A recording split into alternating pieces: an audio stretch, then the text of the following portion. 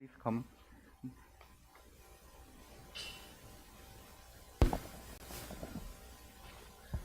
Hi, good afternoon. Okay, first of all, I really appreciate your dedication to this kind of the COVID-19 symposium. This is specially organized for the international students studying at the Seoul National University. All of us know that sharing information is the core part of the responding to the COVID-19 together in the world. And before starting the presentation of our work, let me briefly introduce our Asia Regional Information Center. This Asia Regional Center, Information Center, ARIC, is designed for providing the information for the international researchers who are interested in Asian region as well as the global areas. So in the ARIC, we try to provide a lot of the information, but we have two major activities. The first one is so-called country report. When you come to the Korea, you must be asked by your friend, which country are you from, and where this country is located, and what kinds of the economic or political situation of your country is. And when you got this kinds of question, you want to explain and introduce your country to your friends. Then how can we do this kinds of introduction? We usually do this in a personal way. But why don't we accumulate this information together? To do that, we try to set up this country report project. In this project, all the students from the overseas try to provide the basic information of their own countries. The information covers not only the economics or the political side. We try to also share the cultural or historical information of each countries. And we also mainly focus on the status of SDG, Sustainable Development Goals of each countries. So this country report project is going on together with all the Seoul National University international students. So you will be welcome to join this country report project if you are interested in. And also, we try to share the experience of this COVID-19. COVID-19 is a global phenomenon, and many people want to get more idea from other countries' experience.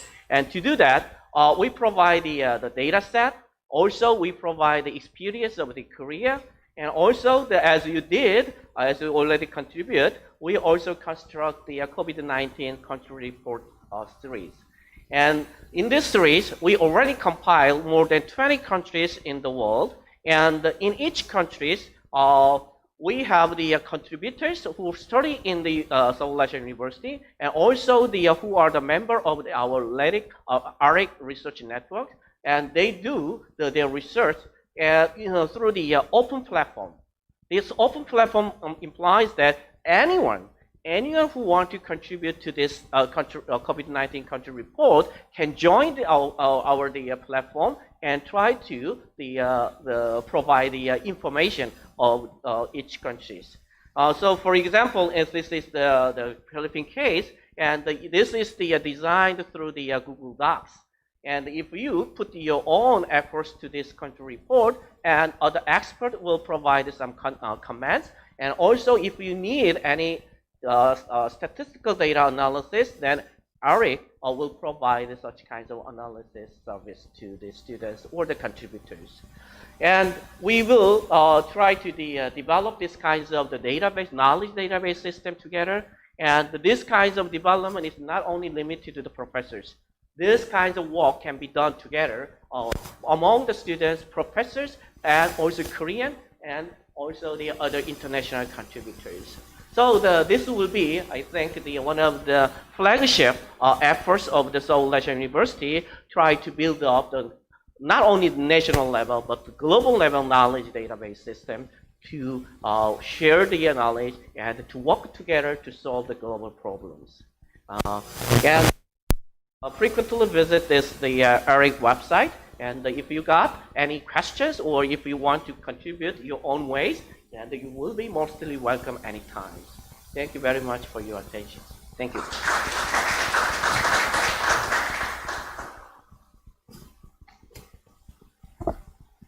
Thank you very much, Professor.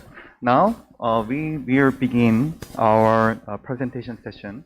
and followed by the discussion session later.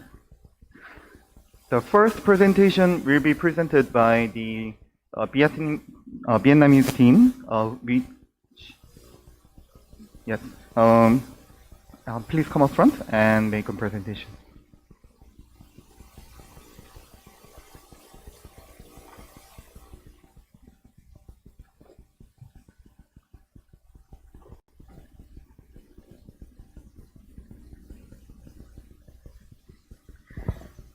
Okay, good afternoon, everyone. As you can see from my voice, I'm shaking. Why? Because I've been social distancing for so long for the whole semester, and it's been so long since I met so many people. And thank you so much for being here today.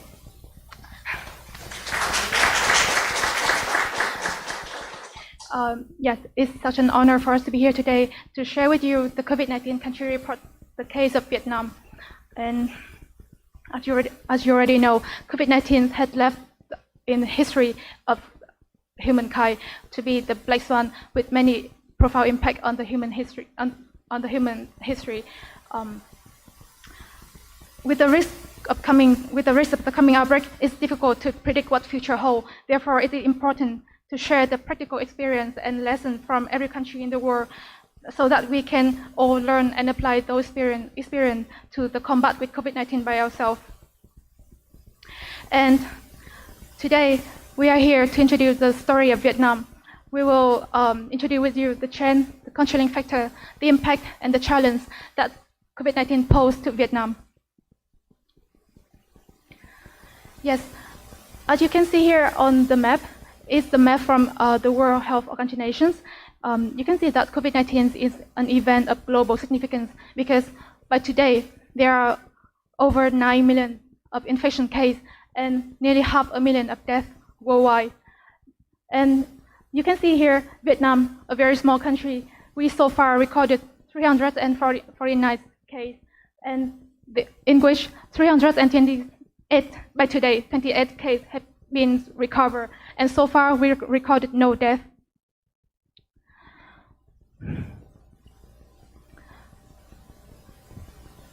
Yes, so what makes Vietnam a small, lower middle income country with population of 95 million and share more than 1,000 kilometers of border with China will be able to achieve that impressive result? Let's find out.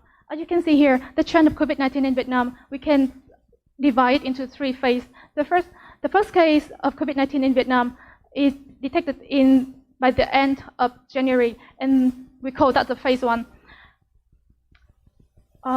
During the first phase, Vietnam was already ready to announce the end of COVID-19. However, the alarming case in early March, the case 17, has made Vietnam to redecide and to announce the war with COVID-19, and the whole country entered the long war with COVID-19.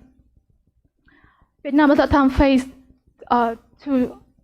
the questions of whether to apply the social restrictions or to apply herd immunity. Vietnam fully understands the national ability and situation that if Vietnam applies the herd immunity, we will have to risk the life of many people, and because Vietnam has a very limited healthcare system, and so therefore it will be a very high risk for Vietnam. Meanwhile, if we choose to apply the social restrictions, Vietnam may have the chance to catch the golden time of stopping the COVID-19 and ensuring the life of people. However, social restrictions also mean that the economy of Vietnam will be affected. However, between the choice of economy or people, Vietnam had decided to protect its people and leave no one behind. There are many factors that contribute to the successful story of Vietnam, in which we focus mainly on two factors. The first one is the government policy, and the second factor is the social consensus.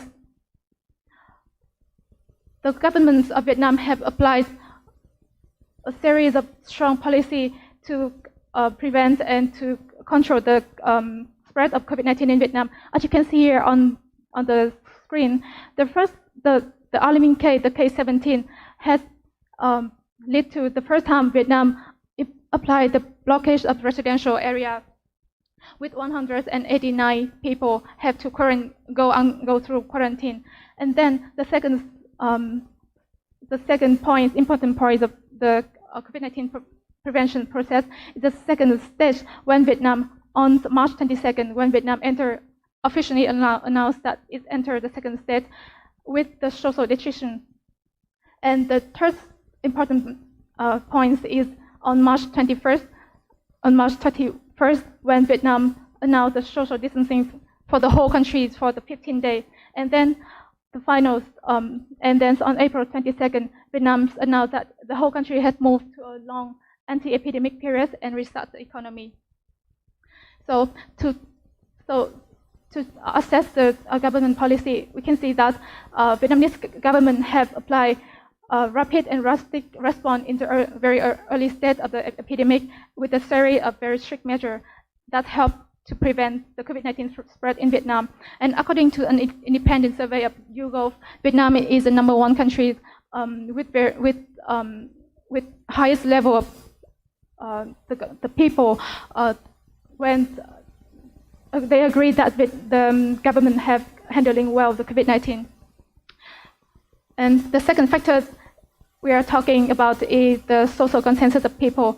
As you can see here, there are two pictures. The first one is taken on 2019 at the North Korea and US summit in Hanoi. And the second picture is taken the first day after the government implied the social distancing policy. And you can see that there is very limited people because Vietnamese people, they obey the recommendation of the government to stay home. Social consensus has been a very important factor for Vietnam to fight against COVID-19. That's why we also conduct a survey to ask people for their assessment on the transparency of COVID-19 pandemic in Vietnam, their trust level on the government, and their overall satisfaction on the COVID-19 handling in Vietnam. And as you can see here, the results are impressively high. So how has COVID-19 impacted Vietnam? Within the scope of the research, COVID-19 have affected many aspects of Vietnam. However, within the scope of the research, we focus mainly on the economic aspect. And as you can see here, recent year, Vietnam has been emerging as as one of the countries with very high economic growth rate. However, since the outbreak of COVID-19, the economic growth rate of Vietnam has been dropped dramatically, and then with international trade with import and export also have the same decrease. Many factors of Vietnam's economy has been impacted heavily. You can see here all the index are negative in manufacturing, tourism, and education training. I just the sample. COVID-19 posed many challenges for Vietnam, including in economy. You can see here the supply chain disruptions, reduction in supply demand, the rise in employment, and many enterprises went bankruptcy. And it's posed challenge for Vietnam how to restructure the economy to promote the resilience of the economy to against the external fluctuations. For the societies, COVID-19 posed challenge for Vietnam to help people and business to overcome the difficult times and to return to the new normal post-COVID-19. It also raised challenge for the public health and the technology of Vietnam to deal with the risk of the second outbreak. For international cooperation, COVID-19 posed challenge for Vietnam because Vietnam needs to promote cooperation with other countries to share information and experience, and also to share benefit and to ensure sovereignty. So, in conclusion, COVID-19 has bring a lot of lessons for Vietnam. Among them, the most important, the key of success for Vietnam is the unity of three factors, as you can see here: the state, the social consensus, and the public health. The Vietnam, thanks for the unity of Vietnamese state, social consensus, and public health, that have achieved success in the first stage of the war against COVID-19.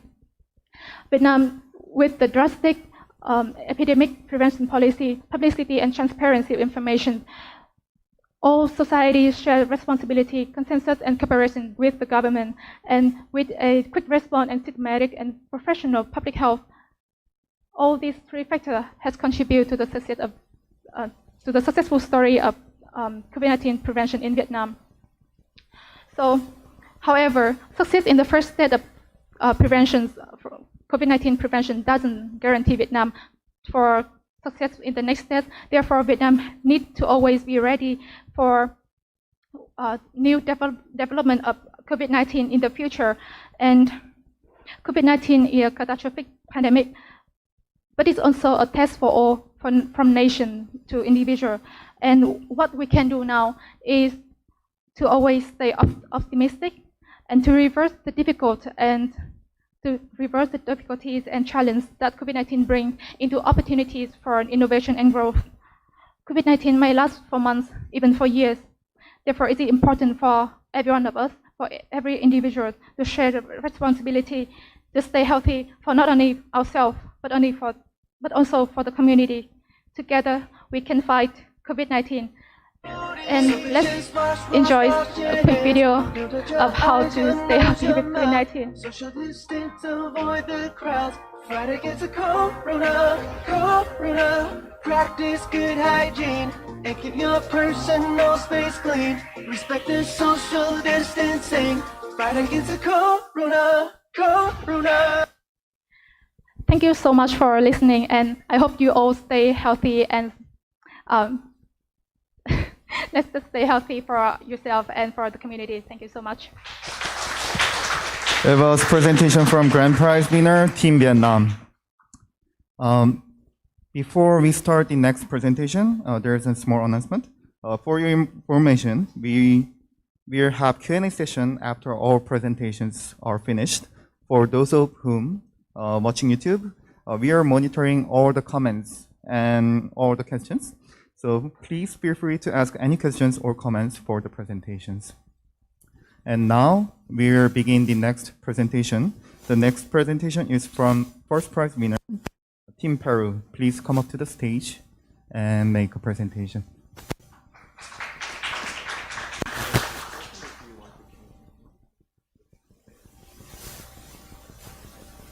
Good afternoon, everyone. Thank you for being here. And I want to present today what's happening in Peru, in South America. And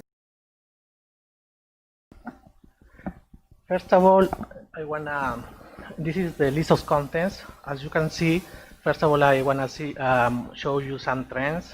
Also, the health strategies that the Ministry of Health of the Peruvian government made to face the pandemic. Also, public policies to face the COVID-19 with positive and negative impact, because this pandemic was really is a new pandemic. It's different from SARS. Also in South America, we hadn't the MERS in 2015, so we were not so prepared as in Asia. And then I want to talk about the intergovernmental response, political communication, and transparency that are really, for me, I think I put on the table these topics because we have to think about also the public official, the civil society was to think about that, about to have the trust of the citizens. Peru government imposed the lockdown, the national state emergency in March 16th. So there's a question here: why are there so many COVID-19 cases in Peru? Too many people ask that. So we have to show another factors that are maybe increasing these cases in Peru. Also some challenges and the conclusions. So first of all, there's the 10 countries that have more cases in the world. But I have to focus in 3 countries. Brazil is the second, Peru is the 6th, and Chile is the 7th. But the important thing here, as the citizens of civil society or the public officials, that's that Brazil, Chile, and Peru made different public policies to face the pandemic. But so that we have 3 countries in South America with the same culture, same society background, but different approaches but unfortunately we have in the top 10 now with the most cases. Here we have the COVID-19 positive cases in Peru. Have you seen from April it start to rise? And here is maybe here we have like, we implement or the government implement a political by gender, like you have to quarantine by gender. If it realized that, then I will explain that it was not a good decision. Also, this policy implemented in Panama and also in Colombia. And in the middle of 24th May, also we start reopening the economy with some activities. But as you see, in 1 month we have duplicate the cases, so it has to be impact about the recovery of the economy. Here we have like health strategies. Also, Peru started as South Korea made like massive tests and tracing. For example, you can see here that we have like we have made like more than 1,005,000 tests. But here, the polymerase chain reaction test, the molecular test, we made like 200,015, but rapid test more than 1 million. Also, this is different from Chile. For example, Chile is made like more than 800,000, but all the tests in Chile are from polymerase chain reaction tests, so these are molecular tests. Also, for our economies, the molecular tests are more expensive, and the rapid tests, we have like an issue with the society because we, as you know, is paying like both from China, from one enterprise, rapid tests, but unfortunately, these tests, rapid tests, have not the legally approved of the drugs institution. So for that, also there was a wave in Peru, also in other countries, that the rapid tests didn't work, and that is bad because population doesn't believe in the government. So we have to face also the information and show to the population that the tests that we have both as a country, as a government, is like from like legitimate industries to they believe in that. Here we have like also just I choose like the 10 countries in Latin America that made more discard tests. So we have like Brazil with a population more than 200,000 population. They made like 2.5 million. Also they have like more or less like more than 1 million positive case. Peru with the population of 31, almost 32 million of population, the government made the effort to make like 1,500,000 discard tests. As you see, also Chile is like near to 1 million. But also I have to focus also Bolivia. Bolivia, Panama, as you see, they have made like 58,000 discard tests, also 100,000 discard tests. So in some Latin American countries, I think in other countries or from Asia or from Europe also, the population of the civil society is like concerned because they don't see that the response of the government is like really hard to face this pandemic. So it's not sometimes trustable from the population to see if the real cases are shown by the government. So is this an issue that we have to analyze as a public official also? Then Peru create an application, an app, Peru en tus manos. It's Peru in your hands. So this application is like the applications here in South Korea that make alerts, show the areas or zones that there are more positive cases, the places that the positive cases patients have been before the quarantine or isolation.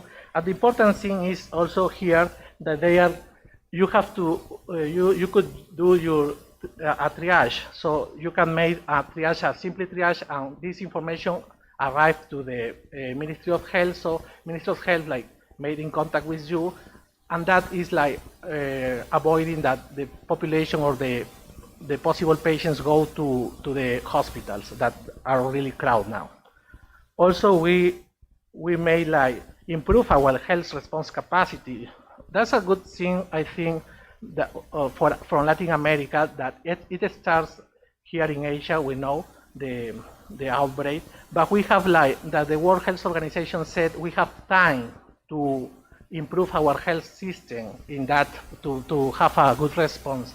But the problem was in some Latin American countries that they were believing that in 2015, the MERS 2015 from Asia or some European countries didn't arrive to South America. They were thinking, this pandemic also didn't get to South America. They are thinking, we have no direct flight from Asia. We have like 24 hours by airplane. So there was like a confidence. And also in Peru at that time, we were in January or December, we were facing dengue.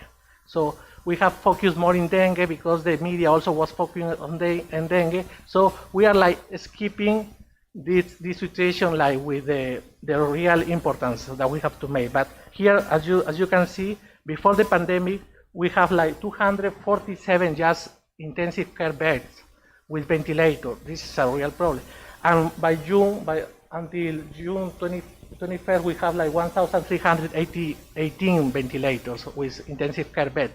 But there's a problem also because the ventilators were like really required by many countries, and the price of a ventilator is like before the pandemic were like near to $20,000, but nowadays it's more than $100,000. So also, as you see, in one case, Spain like bought more than 100 ventilators from China, but when the airplane stopped in Turkey like confiscate the ventilators because it's like a war pandemic, so it's really, for that Peru is buying ventilators, but it's not like, it's like in cooperation with Lufthansa from Germany that the airplanes may like transfer there to avoid this situation. Also, that's hospital bed. In 2000, the data I have, that 2015, we have like more or less like 50,000 hospital beds. Like it's like 15.9 per 10,000 inhabitants. And nowadays we are like using almost 10,500 beds just for COVID-19 patients. But here I put health oxygen because why health oxygen? Because the government, the Ministry of Health were facing hospital beds, were facing also intensive care beds with ventilators, but never think about health oxygen, medical oxygen. But one day in some city of the jungle in Peru, of the rainforest, there were run out of oxygen. So in that day, many people died in that city because in that city there was just one company to provide this health oxygen. So the response of, as you can see here, for example, the population also, if you have a patient in the hospital is run out of health oxygen, so you have to get your own health oxygen. So these people have like some family that is like in the intensive care unit, and they have to go by themselves to buy health oxygen. So it was like a big problem in Peru. Also, what's the response of civil society? The civil society donates like $500 in 1 or 2 days to provide health oxygen in the jungle, in the rainforest. Also, the government emits an urgency decree that changed the rules, because before just 99% of the level of oxygen are provided to unit care beds, but also the experts made that also the 93% and above like it could be used for ventilators. So we changed the law to allow another companies could provide health oxygen, medical oxygen to the hospital. And also the Ministry of Health created a working group to supervise the medical oxygen supply in all the country. And it was a case also that two enterprises, private enterprises, they according prices to provide to the some hospitals. So the Court Supreme imposed a penalty of $7 million. So another health strategy that Peru implement. The government created many groups. The COVID-19 operation group. This group is to regard all the operation in all the hospitals. How many intensive care beds you have, how many ventilators. The ventilator could be moved to another. I have to hire physicians for this hospital. Everything about the operation of the hospital area. Then we have also another, the Health Innovation Group. Health Innovation Group was a group of experts that focused just in the sanitary intelligence to improve, to implement new health strategies. For example, some days ago, we have a good news about one university in Peru, the laboratory created a molecular test that they are proving now. Because of that, we could have the national molecular test as South Korea implemented after MERS 2015.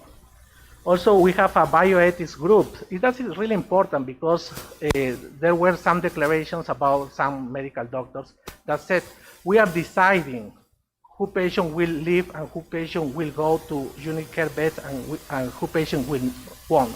So it was really hard for the society to know if you cannot the opportunity to go to unit care beds because we prefer that young people. So it was a bioethics group. They are managing the ethical for the health response. And then that was an important, I think it's the first time that the Ministry of Health implemented the social cultural group, because we have in Latin America we have different cultures, different cultural behavior than in Asia, for example, and it was they are regarding also the vulnerable people.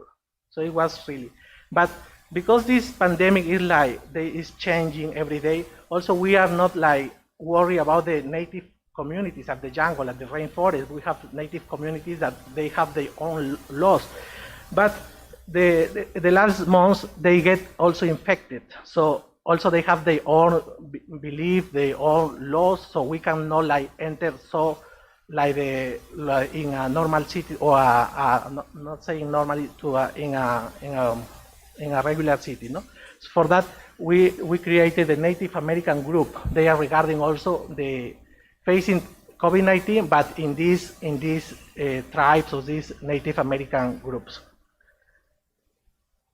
Then I want to show you also the Peru and other epidemic diseases. So, for example, we have in 2020, as I told you before, we have dengue cases. We have more than 26,000 dengue cases. Also, the death rate is really low, but these patients are also at the hospital. So we have crowd hospital before the COVID-19 pandemic. So it's not the fatality rate is not so high, but also the using the hospital is important because we have many patients. Also, the last year we faced a rare disease, Guillain-Barré syndrome. This is a disease that your body, your muscles start to stop, and also your lungs at the end start to stop, and you could die if you have not a ventilator in a unit care disease. So in 2019 we have more than 1,000 cases and 38 deaths. Also we have in 2008 and 2009 H1N1 influenza. In this case we have 9,000 cases and 200 deaths. And we 30 years ago we have cholera. In 91, we have 400 cases of cholera and 100 deaths. But the question here is, and the Middle East Respiratory Syndrome coronavirus, MERS 2015, what's happening in Peru and in South America? Happily at that time, happily and unhappily. because happily at that time we didn't get this disease. But the bad thing is that all the South American countries didn't prepare for a new pandemic, for a new disease, as in Asia. For example, here in South Korea, here suffered of COVID, MERS 2015, and there were also political issues to improve the intensive care cares. Okay. We have like here the public policies, Aprendo en casa y learn at home. It was a good policy too, because we have in the public school, we have not like computers at home. We have like all the lessons were by television, also by radio in some places. But the problem here is also we have another problem, that 42% of the rural homes have not television at home. Also, more than 66% of the households have no laptop or computer at home. But the Ministry of Education bought like 1 million of mobile tablets with mobile internet for the students, also for teachers. But we face another challenge here. We have cities over 3,000 or 4,000 over the sea high. So there's no connectivity there. So the people, the citizens have to go to the mountains, to the high mountains to get the connectivity of radio. Then we implement the gender quarantine. Gender quarantine also was implemented, as I said before, in Colombia, also in Panama. But it was at the end, a bad policy, because the government said Monday, Wednesday, and Friday, just the men can go out to buy groceries. Tuesday, Thursday, and Saturday, women. But what happened? Just unfortunately, just to buy the groceries in Peru and in many South American countries are the women. So in Tuesday, Thursday, in the days that the men have to go out, they didn't go. But the other days, they crowd about women buying the stuff. So it was a problem then. Here we have also financial support to workers.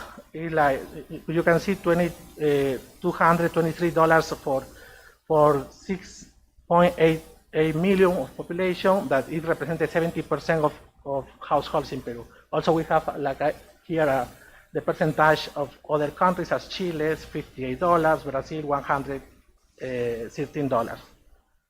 Then, but also the executive branch like authorized that you can get also $730 from your compensation fund if you get like hired. Also, you are the contribution for the pension were suspended, and the workers to the private affiliated to the private pension systems also could get $606 from their own private account. Also, with the devolution of the income tax from January and February to the workers. But a problem here also is the fight between executive branch and Congress, because Congress emit a law that you can get $3,900 from your private fund. So there's also the populism, and sometimes some people say that there's a populism measured by the Congress. Also, we have like financial support to enterprises, for example, a REACTIVE program, also the FINE program. It was like almost $10 billion to support the credit to enterprises with low rate of interest, with the guarantee of the government. Also, we have the economic recovery here in May started, in June also continue, also until August. And this is an important issue that some business change their business line. For example, a cafe converting a supermarket. Then the intergovernmental response is really important, I think, because, for example, in Peru, the central government works very well. But in Brazil, President Bolsonaro didn't work. Just the federalism made some issues. But here in South Korea, for example, the local government, the Seoul local government works very well. The presidential leadership. Here in Peru, the presidents, almost 90% of days go out on television to talk about the measures that implemented. Also, the transparency in death. Now in South America, there's a big issue because the national register of deaths is different from the deaths that they are reporting to the World Health Organization. So, for example, for that, the Minister of Health of Chile was changed the last week. Also, the social and cultural customs. For example, in Peru, for say hi between women and men, we make a kiss. We shake hands also, and also we share in between friends. We share the same glass to share the beer. So there was behavior that we have to change. Here, for example, no more shake hands, but we have also some touch because, like the culture, we also the people are missing that. Here in South Korea, the outbreak was in some churches and some nightclubs. In Peru, in the food market, as you see, the people is like crowding in market. It was that's a reason that the experts said that just the 49% of the population of the households have not a refrigerator at home, so they have to go buy groceries or buy meat every day. Also, the labor informality. We have the 70% of workers are informal. Also, the production decreased in 40% in April, and we have lost just in the capital more than 2 million of work. So that's important because if you are not formal, you have no like funds from your pension system. You have no from your taxes, etc. Also, another factor is the overcrowd living conditions and the migrations. Overcrowd because, for example, in one survey of the National Institute, we said that more than 1,800,000 people, families live with 3 to 5 members they share 1 or 2 bedrooms. So it's overcrowded some houses. And also the migration, because of the political problem of Venezuela, we have like 1 million of population. What are the challenges? The recovery economy and health response capacity have to be like implemented at the same time. Implemented digital services, teleworking, telehealth, and teleeducation, access to banking services, new social convivial, promote the formalization of employment. And to finish, my conclusions are this pandemic is an opportunity to improve our health system and services and implement public policies to face it. And also, the most important, as we can only overcome the COVID-19 crisis with union of government, social participation, business drive, and academia. Thank you.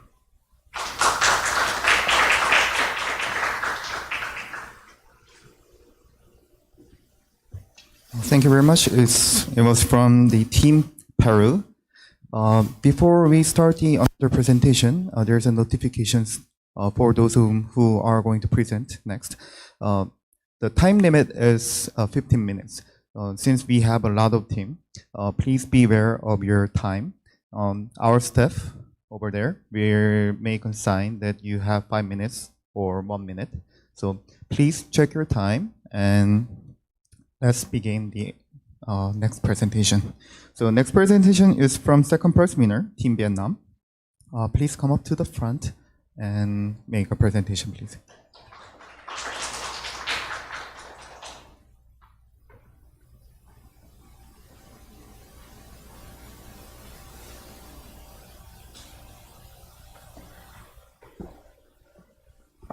So hello everyone, my name is Lê Thu, and today I would like to present our report for the trend, impact, and post-COVID-19 challenges in Vietnam. And here are some takeaway points from our report. Vietnam is a lower middle income country with a fragile health system and a socialist political system. In addition, Vietnam is considered as a high-risk country during the COVID-19 because we have an intense economic activities and the long borders with China. Especially, we have a large number of Chinese tourists come to Vietnam every year. And in addition, Vietnam is ranked in the top 20 high-risk countries during COVID-19. However, having said that, Vietnam has a good performance in COVID-19 with more than 300 cases and without deaths so far. So what reasons makes Vietnam become a successful country in fighting the COVID-19? In our report, we point out 2 most important factors. So the first one is the early and extreme actions from the government, but it turns out that it's very effective in case of Vietnam. And the second one is the high compliance and cooperation from the citizens. So you can see here, is the figure that illustrates the trend of COVID-19 in Vietnam. Actually, you can see the differences between our report with the previous report from another team of Vietnam. So in our case, we divided the trend of COVID-19 in Vietnam into 4 periods. So the first one is from January 23 to February 13. So this is from day 1 to day 22 with 16 confirmed cases. So in the second period from February 14 to March 5th, you can see here that there was no new cases in Vietnam. And then in the next period from March 6 to April 15, you can see that the 7th case was confirmed and more cases, and this is actually like the most serious period during the COVID-19 in Vietnam. And then in the next period from April 16 to June 13, at the time we finished our report, that there were no new domestic cases in Vietnam, they're just imported cases. And among many actors and factors that contribute to the success of Vietnam in fighting COVID-19, in our report, we point out the 2 most important factors is the essential role of government and the society in controlling the COVID-19. So you can see here that we provide a table to illustrate the critical policies of the Vietnam government regarding the containment measures. So you can see that there are 8 components, including school closing, workplace closing, canceling public events, gathering restricted, public transportation closing, staying at home requirement, restricting domestic travel and international travels.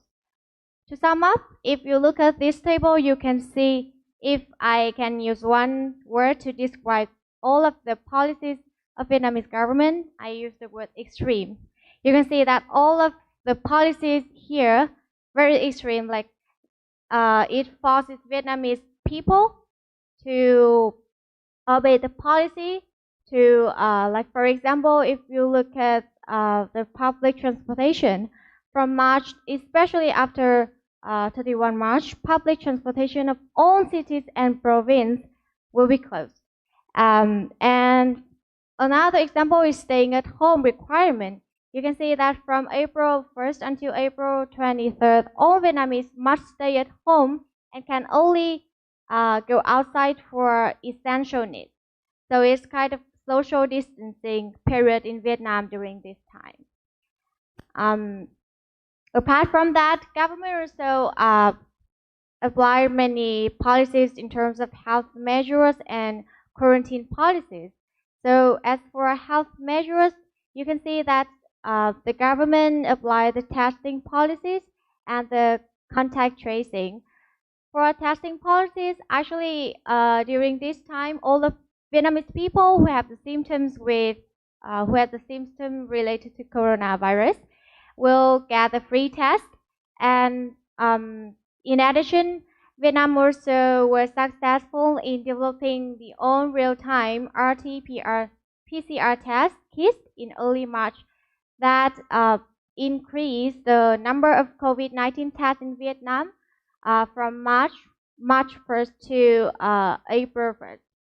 And as for the contact tracing, Vietnamese government divide the people who have the symptoms related to coronavirus and people who directly contact to them to different groups, F1, F2, F3, and so on. So for example, for F1 group is the person who directly contact with a person who was positively tested for coronavirus, and F2 is people who have close contact with F1, and the same thing with another group. So in this way, it's very easy for government to monitor individuals with different risks, and especially the government can focus on the one with high risks, and this way can help to save the resources, right? And for the quarantine policies, it's very strict quarantine policies with military forces in considerations with different group F1, F2, F3, and so on. So we point out in our research that the early responses of Vietnam and other selected Asian countries by using the stringency index. So stringency index indicates the containment policies, and the higher index will be referred to the higher level of stringency. So it is equally weighted average of 9 subscores from 9 indicators. So we got the result here from the research of home at 2020, and you can see here that among selected Asian countries, Vietnam is the country that has the highest stringency index. So you can see that we have very low total COVID-19 cases in this case, right? So why the Vietnamese government acts quickly? In our point of view, so it depends on the political system. The outcome of the fight against COVID-19 is very important for the political reputation and political career prospects in the upcoming 13th National Congress of Communist Party of Vietnam, which will be held in early 2021. So in this case, the government was willing to trade off between economic benefits and extreme response at the beginning. In addition, Vietnam, with the limited resources as a lower middle income countries, we have no way except prevention is better than cure. And then it comes from the demand from the society. So as I just mentioned in my presentation earlier, that we point out the two most important factors that can contribute to the success of Vietnam in fighting COVID-19, right? So apart from the key role of government, we have to mention the society. So a research conducted in 2020 pointed out that a survey among more than 300 Vietnamese citizens, it figured out that there was a high risk perception of COVID-19 among Vietnamese citizens. And Vietnam citizens were willing to sacrifice their own freedom, rights, and short-term economic benefits to first protect themselves and then second protect others. And apart from all of these things, we have to mention the great influence of many KOLs and celebrities such as singers, dancers, and actors. And I'm not sure whether you will know this song. And luckily, the previous Vietnamese team already played the song for you. So I still remember that this song first time appeared on the show of John Oliver, maybe, or Oliver John. I don't remember. But at that time, I still remember that this video went viral, and everyone knows about this song. Everyone danced this song, sing this song, and until now. So I think Vietnamese government, Vietnamese society did very well in encouraging Vietnamese people to fight COVID-19 by staying at home. More than that, yeah, thank you. And COVID-19 has many impacts in Vietnam. So first, we have to point out the negative impacts of COVID-19 in the economic. So if you look at this table, especially look at the GDP growth and PMI index. So PMI is purchase manufacturing index. If it's more than 50, it's good, but if it's lower than 50, it's not good. So in this case, you can see that the PMI index of Vietnam in April was very low. Apart from that, we have to mention the increase in unemployment rate and the credits to current institutions. However, in the positive side, we can see that the success for cases of Vietnam in fighting COVID-19 can help to, like the position and image of Vietnam in the international community has been slightly improving.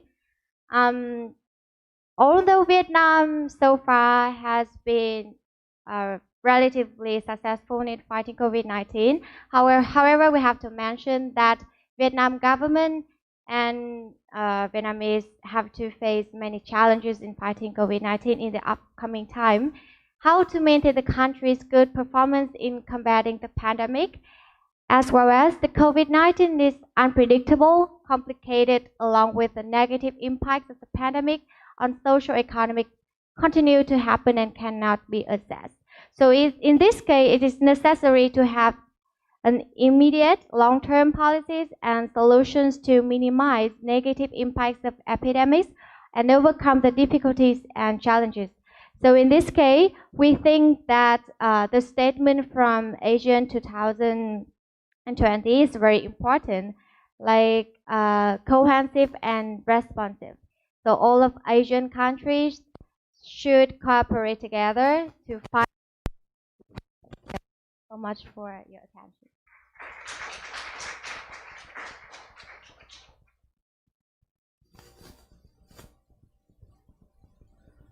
So it was the presentation from Team Vietnam. So next presentation is from second prize winner from France.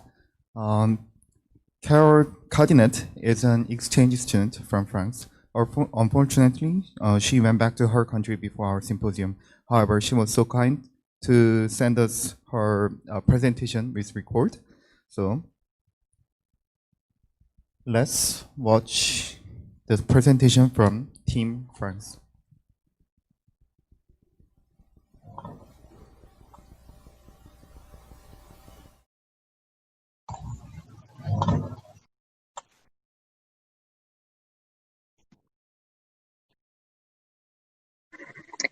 Good afternoon, everyone. My name is Coralie Cadino. I'm a student at Sciences Po Paris University. I'm also an exchange student at SNU at the Department of Philosophy. And today I have the great pleasure and honor to present to you my work on how French government reacted to COVID-19 outbreak, so the trend, impacts, and post-COVID-19 challenges. I would like first of all to thank the Asia Regional Information Center, and especially the director, Professor Kilcon Ko, for this really good initiative. I believe that this contest was an opportunity to get a bit more familiar with our government organization and how they could actually respond to crises such as COVID-19. So here is an overview of our discussion together. So I will come first over the trending impacts of COVID-19. Then I will talk about the French response to this crisis. And in the third place, I will draw some comparisons with South Korea. Finally, I would like to show you that COVID-19 should be seen and looked at as a great opportunity. So here is a quick timeline of French government's main decisions. So on March the 16th, we got to know a lockdown here in France. On April the 13th, the lockdown was extended. On May the 11th, the lockdown was ended. And finally, last week, on June the 14th, actually, we got to know a full return to normal. The COVID-19 trend is the following. So around the 19th, the 20th of March, we reached our maximum, our biggest number in terms of people, new people getting infected by COVID-19. After this, numbers got to decrease.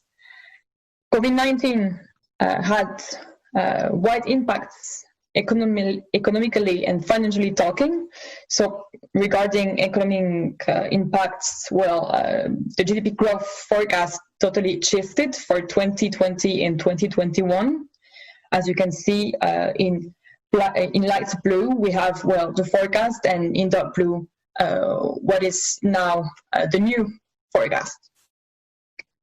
Regarding financial impacts, as you can see here again, well, many companies were affected, impacted by this COVID-19, and especially companies that at the real origin had not really positive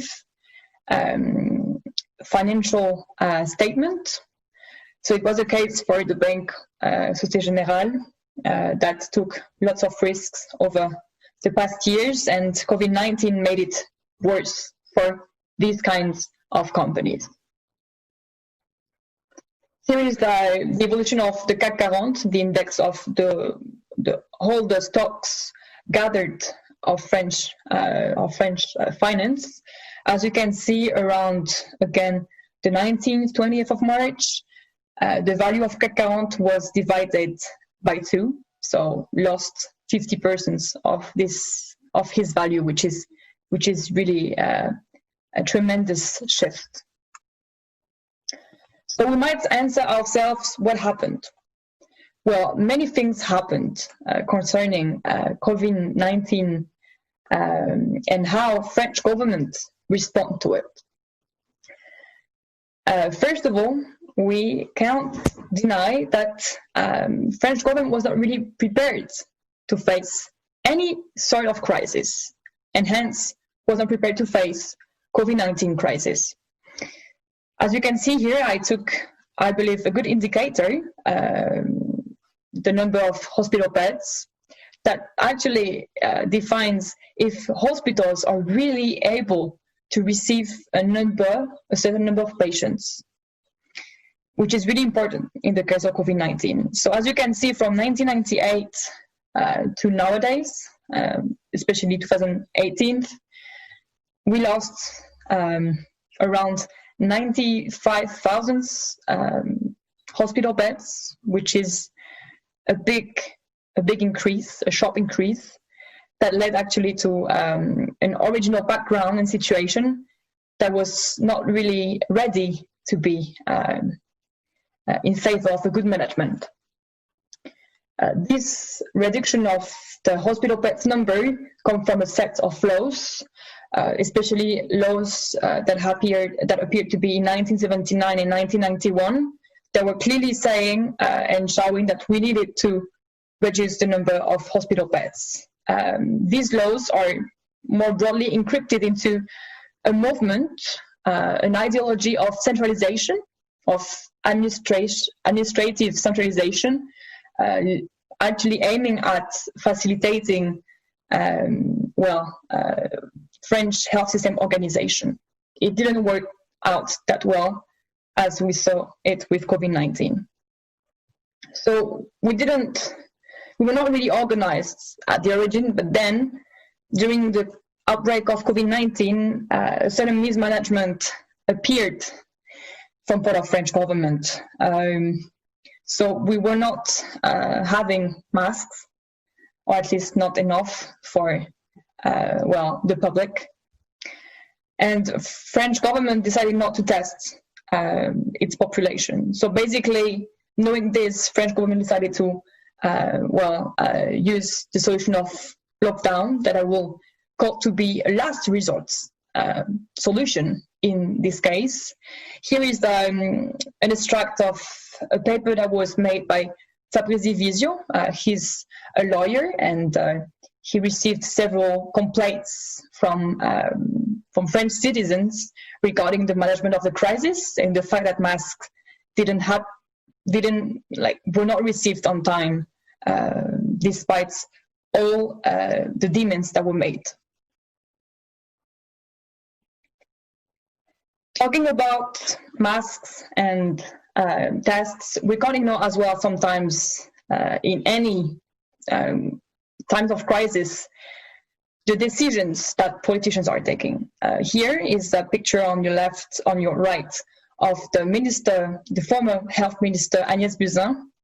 She left her position to run for municipal elections in Paris, and this was seen as maybe not totally appropriate regarding the COVID-19.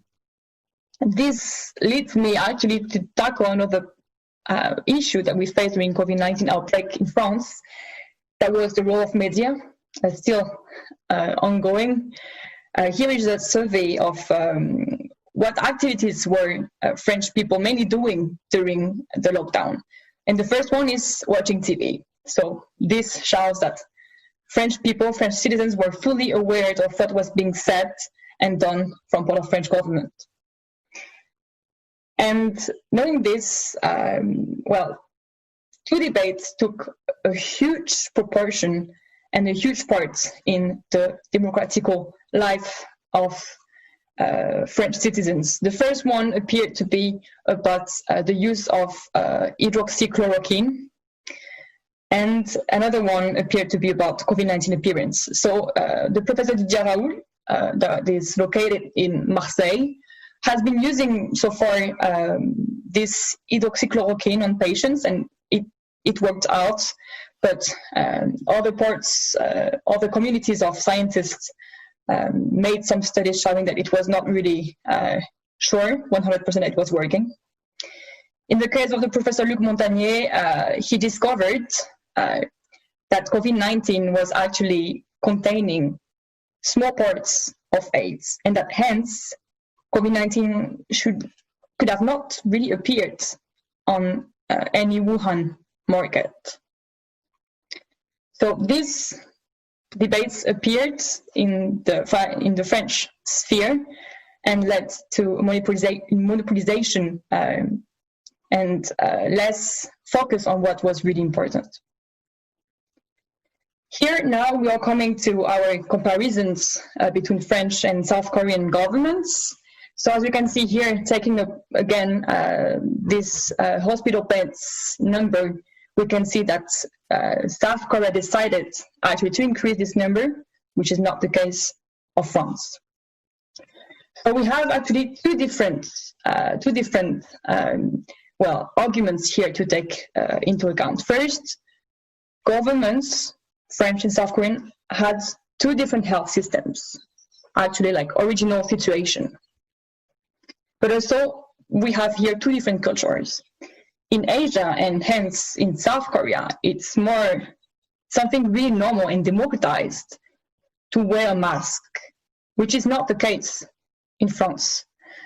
Another thing as well is the way South Korea democratized or have more democratization around the use of technologies in order to trace infected people by COVID-19, which in France is as well a huge debate, a hot topic that is widely contested for privacy matters.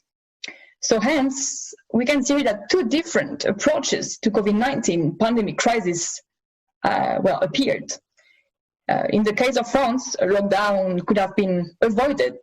And here I will conclude that it was the last resort, the last decision we could take. We didn't have masks, didn't have a prepared health system, and we didn't have a culture of mask. So the lockdown was the only decision French government had to take, actually, which was not the case with South Korea for other matters, for other reasons. And that's pretty all, and that's a kind of conclusion here. On the right, really quickly, you can see a paper, really important one. This paper is actually the paper we had to fill in France during the whole lockdown in order to go out of our house. So we had to justify to French authorities, or we were fined, why we were going out. So I believe that as well, the approach to COVID-19 from the French government showed that maybe a certain trust was not already present between the people and the politicians. So how COVID-19 might actually be a great opportunity. So here you can see on the left a book that was written by Feridun Esfandiari. He's an Iranian thinker, And he wrote, well, Upwingers.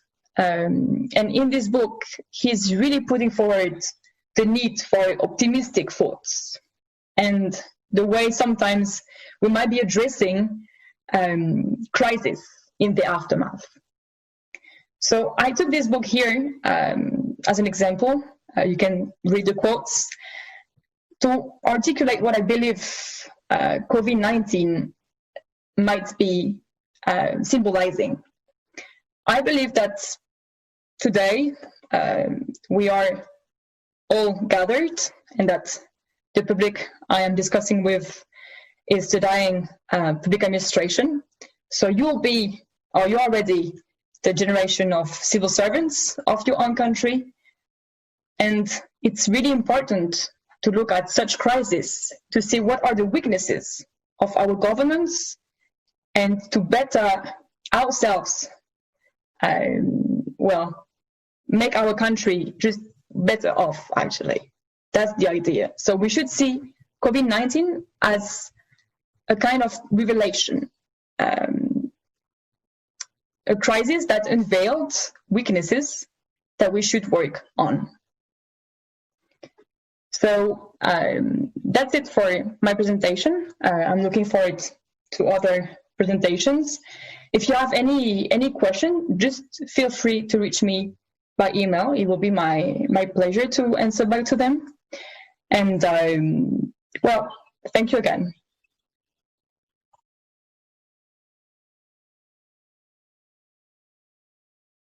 It was from the second prize winner, Team France. Next presentation is from third prize winner, Team Mongolia. Please come up to the stage.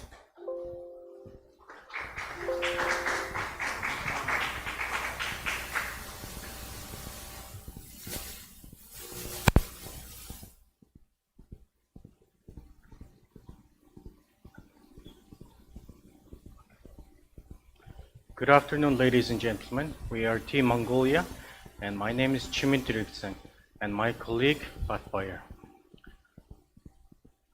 So we are students, master students of College Engineering at Seoul National University. So today we will cover about these areas. So currently, by June 20th, total confirmed cases globally reached 8.5 million. So just around like May 30th, total confirmed cases reached 6 million, and then in a very, very short time, like less than 2 weeks, it reached 7 million, and then less than like 3 weeks, it reached 8 million. Today it reached 9 million, which means COVID-19, it's not finished. It's actually continue rising in a very, very short time with big amounts. And if you see this graph, the mortality rate in January was about like 2.3%, and in May 11th it reached 6.9%, and then it looks like it is decreasing. By June 20th, the mortality rate reached 5.3%, and total death by June 20th reached 456,000 globally. So let's look back what happened in January. WHO received some information actually in December 31st, 2019, that there is this disease, and Chinese authorities informed that they have identified this new type of coronavirus through laboratory testing. And from many resources, they say that this disease originated in a seafood market in Wuhan. And by June 1st, so this seafood market was closed down. And WHO received some reports on January 14th. And then at that time, the total confirmed cases reached 41, and the first death occurred. And then Wuhan city was closed down, which has 11 million people. That is a really, really big number. And because Mongolia is a neighboring country, it's between China and Russia. So we knew that we were in a big serious condition.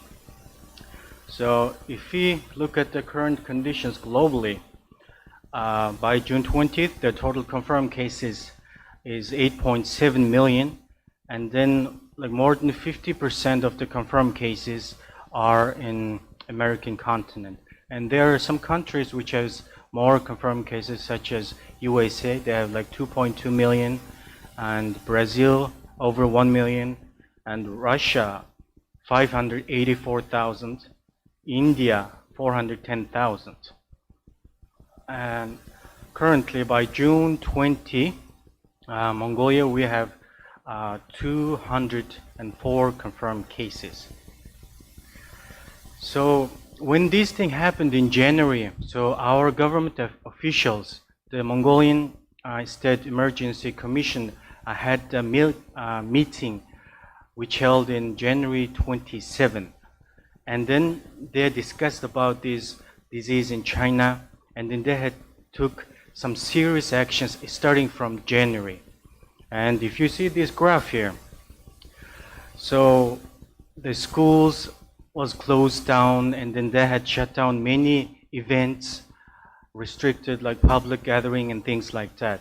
And until March 10th, we did not have any cases because our government was quick to take responses.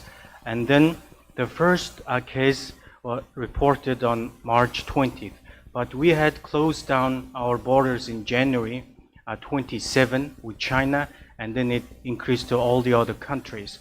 So all these cases which we have now, these are actually didn't get transmitted in Mongolia.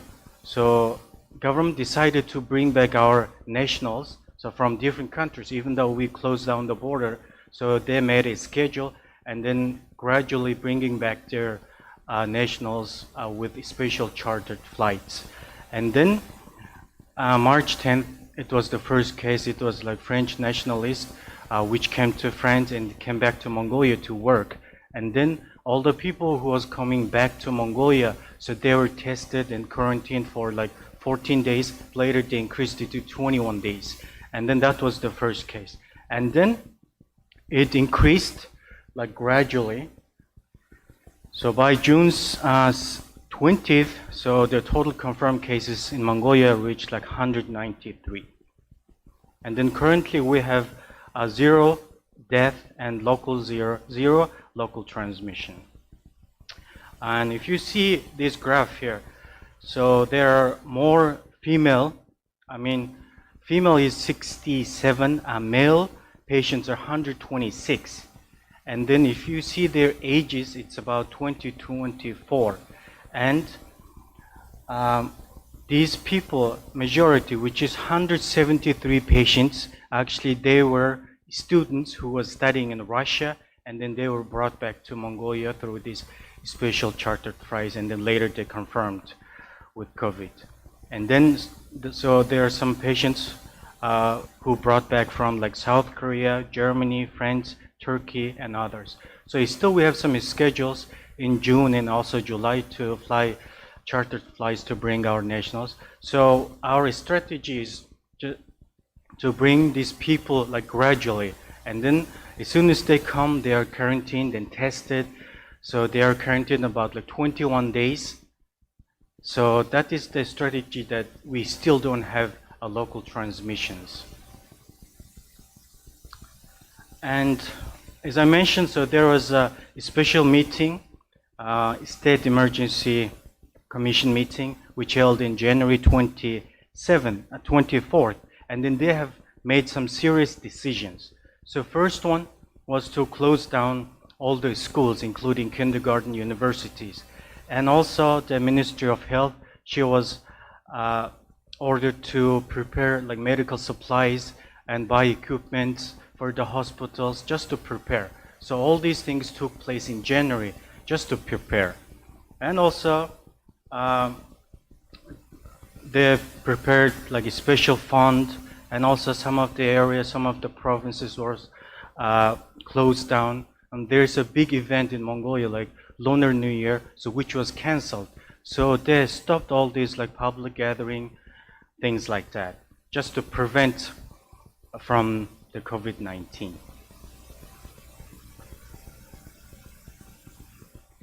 And because government took some serious actions, so our total confirmed cases is still very low, like 200 and 0 local transmissions. But our government wanted to support like other countries. So in February 27th, the president of Mongolia, Batulov, he visited China and then gave some like donations to fight the COVID-19. So the picture you can see on the right side there. And then also just yesterday they flew a special flight to USA, which landed in Seattle. And then they donated some like medical supplies. And they will bring back some like 260 Mongolian nationals back to Mongolia. And also in May 26, the Prime Minister Hurulsuk gave some donations to Russia, some medical supplies and things like that. And since this outbreak, Mongolian scientists and medical experts, they are working on the cases, and then they have developed a test locally, and then currently so we can test this COVID-19 to diagnose, and which is effective now. And now my colleague Bart Bayer will continue the presentation. Let's welcome him. Okay, thank you.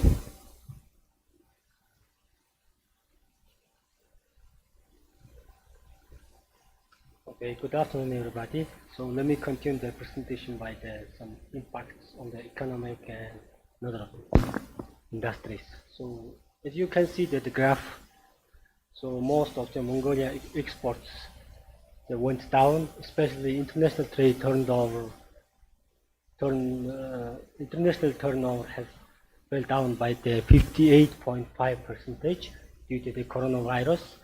And this statistic comes from the last 4 months, and especially you can see the raw coal export and crude oil export also decreased down. Especially the coal export went down 2.6 times as compared to the last year, and the crude oil export also decreased by the 5 times in the last year. So as you okay, this is general information about the economic impact, and I'm going to move to the next slide. It's about the education system, how it's impacted on our education system. As you see, the 53% of the schools are located in the urban area, including the Ulaanbaatar city in Mongolia. So all of those located in the urban areas has connected to the high-speed internet connectivity, and less of them, 47 of the students, schools are located in the rural area, but they are not connected to the internet perfectly. Since January 27th of 2020, so our government decided to make some online study, and the online lectures should be organized by the also 18 TV channels, and so also it's able to deliver it by the video lessons. So for the video lessons should last only 10 or 20 minutes. Also, they provide them CD and a hard copy of these lessons for the rural area. The schools, they don't have internet access. And next is about actually some people say that Mongolia is the lowest density population in the world, but it's not actually like that. Especially our capital city is the same as another big cities for the density, population density. And you can see the graph. Its graph show us the population density of our capital city. It's the same as almost the big countries in Europe. It's for example 300 and more than people per square. And so that's why our government taking some actions for the supporting the livelihoods and public health sectors, and especially in the high density the areas. Also, these slides about some passenger traffic.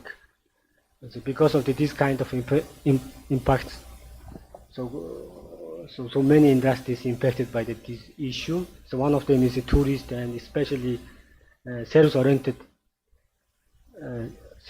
industry impacted. For example, this passenger traffic by the air is decreased by the 42% in comparison to the last 2 years.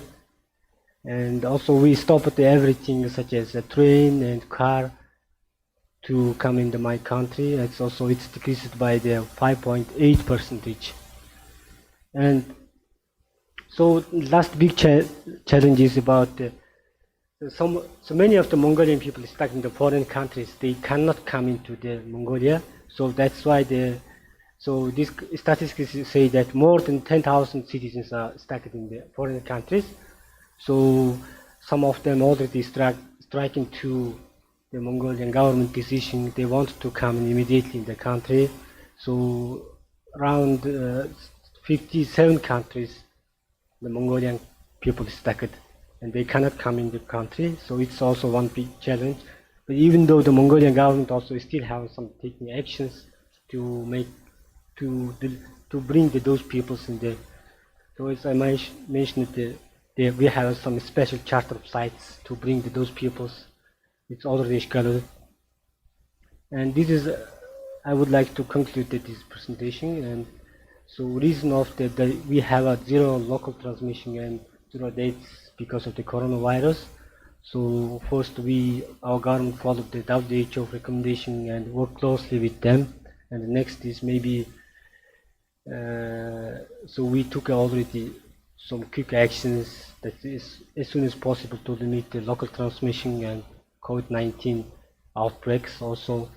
So one thing is the people are very good to follow the government decision and order to prevent from some disease.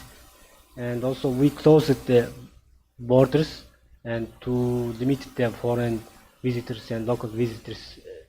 This could be one of the reasons why we don't have this kind of disease in my country. Also, if someone come to in my country, at least it should be in a quarantine for the 21 days.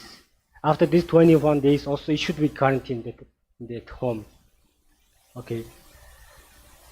So this is actually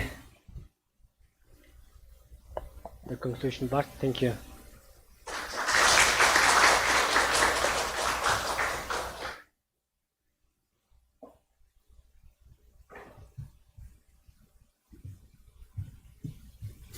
So the presentation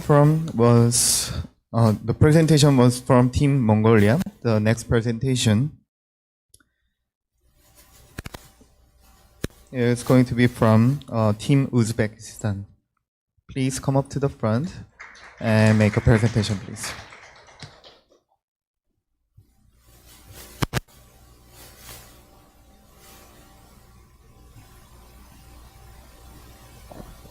Good evening, everyone. Thank you for giving me such opportunity. It seems like we need some energy for discussion after the presentation, so I'll try to be not boring, and I will try to omit some obvious and repetitive things and extract more interesting facts. I'm from College of Engineering, and this is the outline of my presentation. And I will give you two facts about my country. There are two double landlocked countries in the world, and Uzbekistan is one of that countries. That means that in order to reach an ocean, we need to cross two borders. And the second fact is that we are Uzbekistan, and all our neighbors are STAN countries: Kazakhstan, Tajikistan, Turkmenistan, Afghanistan, and Kyrgyzstan. So this is the timeline, and Vietnamese teams, they divided the COVID situation to 3 or 4 periods. So I divided it to 5 periods. And our preparation started 1.5 months before the first patient we had. At the January 29, the governmental commission headed by Prime Minister was created, and we had the first patient at on March 15. And at the next day, we started the total lockdown. Public transportation, cafes, everything were closed, and we started to searching some decisions, something to our government tried to do something, and then after a few days they canceled or changed. So it was a kind of searching possible solutions, and the country was divided to 3 types of zones: red, yellow, and green. And this made an effect. This is not a total cases. This is an active cases graph. So this made an effect, and in the beginning of May, we started the step-by-step softening, and as a result, nowadays we have around 2,000 active cases and more than 6,000 total cases. And the final period, post-COVID, there is 2 questions. I don't know what will happen and and when will it begin. So, yeah. So we started to create quarantine zones and hospitals, especially for COVID patients, and our government tried to be transparent, and we created the online map.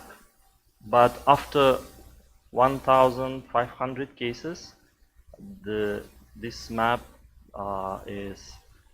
was like there is no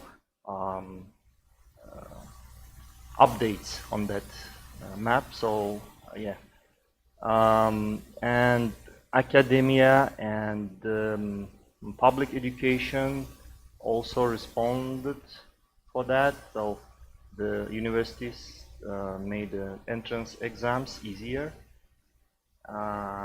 and yeah, and also final exams were omitted, and a lot of people created the volunteers created the help groups for another people and businesses. And firstly, we divided the whole country to 14 zones. That is our regions. And after that, we divided it to 200 zones. And this is volunteers. She is a very famous singer, and he's an actor. So I think everyone knows what is this or this. So we decided to build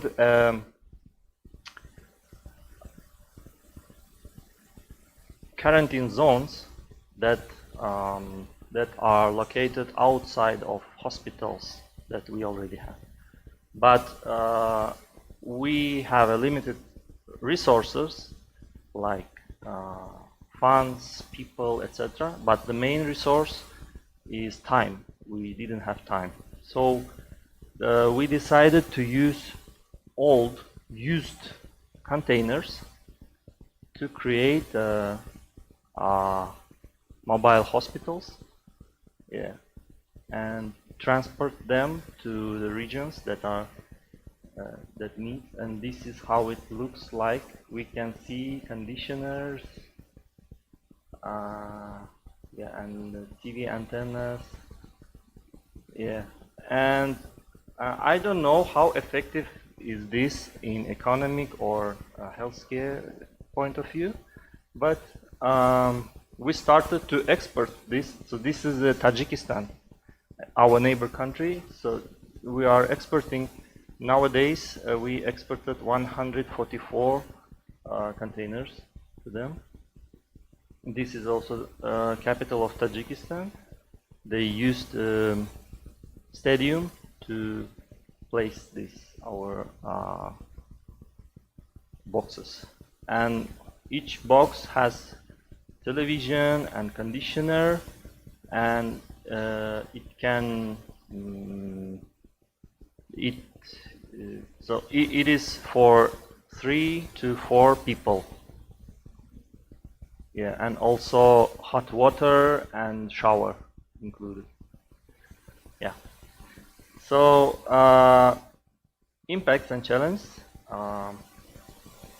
Well, budget optimizations. The salary of public servants became lower. All extra payments were cancelled, and also we increased the debt limit. And yeah, after we got the first case, it was patient from France. Hi to a team from France. Yeah. The first patient, she is a woman, and she faced a kind of cyberbullying, including like physical threats. Yeah. So police decided to try to find the people that bullied her. So it is a kind of unreadiness maybe of society. And it was difficult to find the statistical information, but I found only about individual entrepreneurs. 80% of individual entrepreneurs decided to temporarily stop their entrepreneurial activity.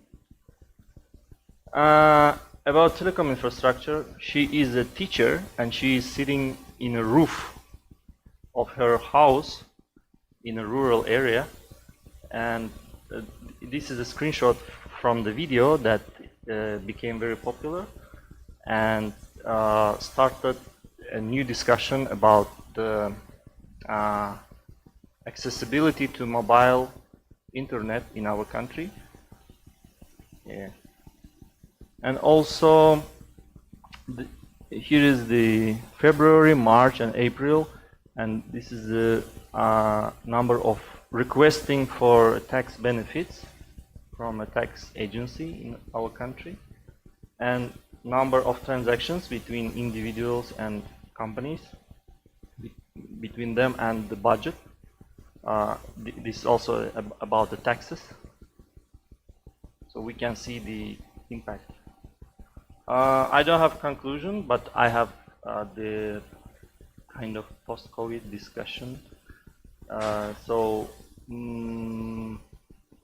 I don't know how to comment these, but it seems that we will recognize this later. But in our country, the cats and dogs, because of COVID situation, a lot of them were rejected outside. Yeah. And yeah, our government agencies are so conservative, but even they also understood that it is possible to work remotely. And this, I think this is a very kind of big issue. And yeah, we decided to pay money for the tourists, that if tourists came to Uzbekistan and have a infection, COVID infection, then government will pay, I think, $3,000. Yeah. And also, I think this period, the COVID period, is the most transparent period of our government. And I never saw such transparency, and also the democratic process. I mean, in the meaning that when government decided something and then people started to criticize or ask questions, etc. And government started to find the solutions. They cancel, they change, they try to find they try to operate the response operate. Yeah. This is all of my presentation. Thank you.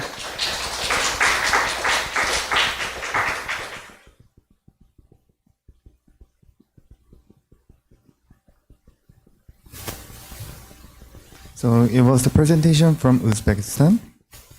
The next team is Team Iran. Please come up to the front and make a presentation, please.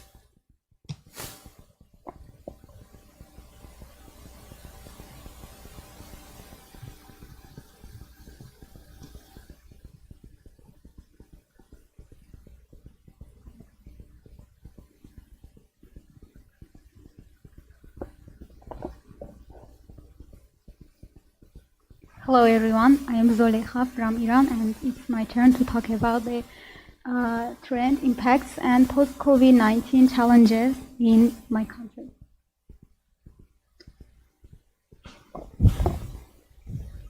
The first official announcement of this from COVID-19 was made on February 19 in Qom, which is the city in the center of our country. And after the first peak in the late March, the number of daily cases began to wane in the early April. But again, Iran had second peak in June 2nd, and the number of new COVID-19 infection has been running near or about 3,000. As of June 5th, total confirmed cases was 169,000, more than it. Total associated death was more than 8,000, and total recovered cases was 132,000, more than this, and new cases were 2,269 per day. In June 12, the death rate was 5.6%, the recovery rate was 94%.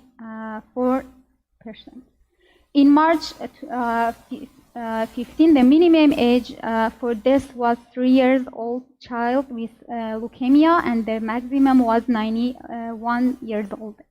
Also, the ratio of male to female is a quarter. The average age of infected people was 55, and for death it was 67 years. The most common symptom also was fever and cough, and almost more than 1 million tests has performed by June 12th. What our government did for controlling COVID-19, on February 19, all incoming passengers from China would be monitored and examined, and that suspicious cases would be transferred to the hospital designed for this purpose. The government in March 2nd announced March 1st announced a series of containment measures, including ordering the closure of essential businesses and banning intercity travel. School and university were also shut, while religious, cultural, and sporting events were banned, and soccer matches and movie screening also was suspended. The working hour of government offices have been reduced, and so important event, Friday prayer, that is the most important event for Muslim countries, was also cancelled. The central bank effort for control the COVID-19, including increasing the card-to-card transaction, selling, extending the expiration date of bank card, and raising the cash withdrawal limit. The distribution of new banknotes and the receipt and payment of the cash in bank was also banned. Health Minister promised to free treatment for COVID-19 patients and also dedicating the 230 hospital for fighting the COVID-19, and also they unveiled the kit for the COVID-19, and the capacity of this was 100,000 units per week.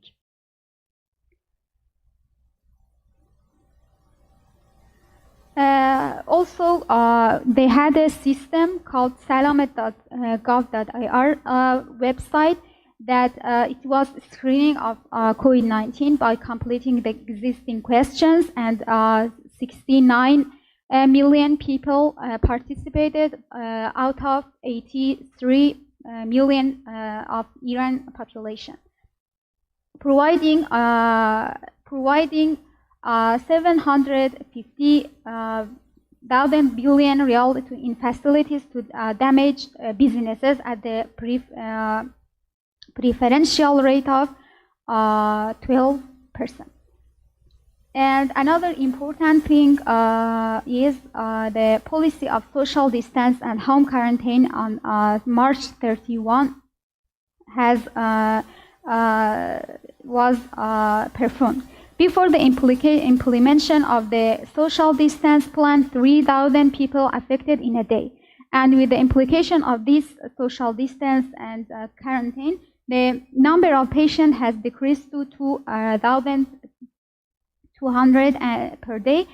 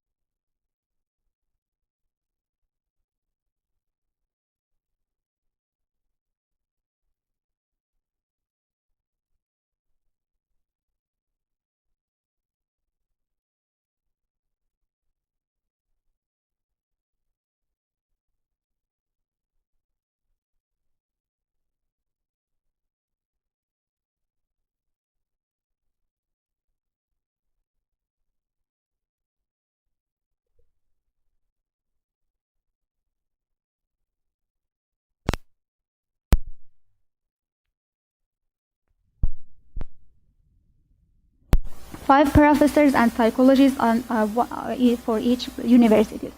Also in terms of production of surface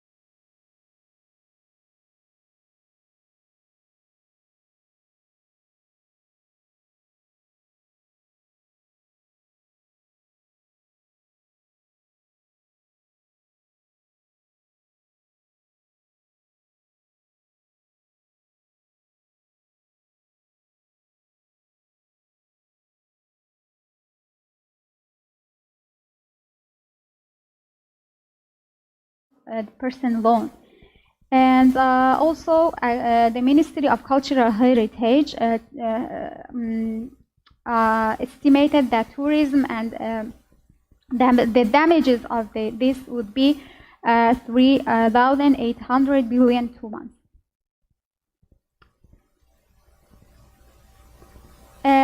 Social impact, we had the transition from individualism to collectivism, the non-holding of Friday prayer, the closure of holy shrines, seminars, mosques, and other religious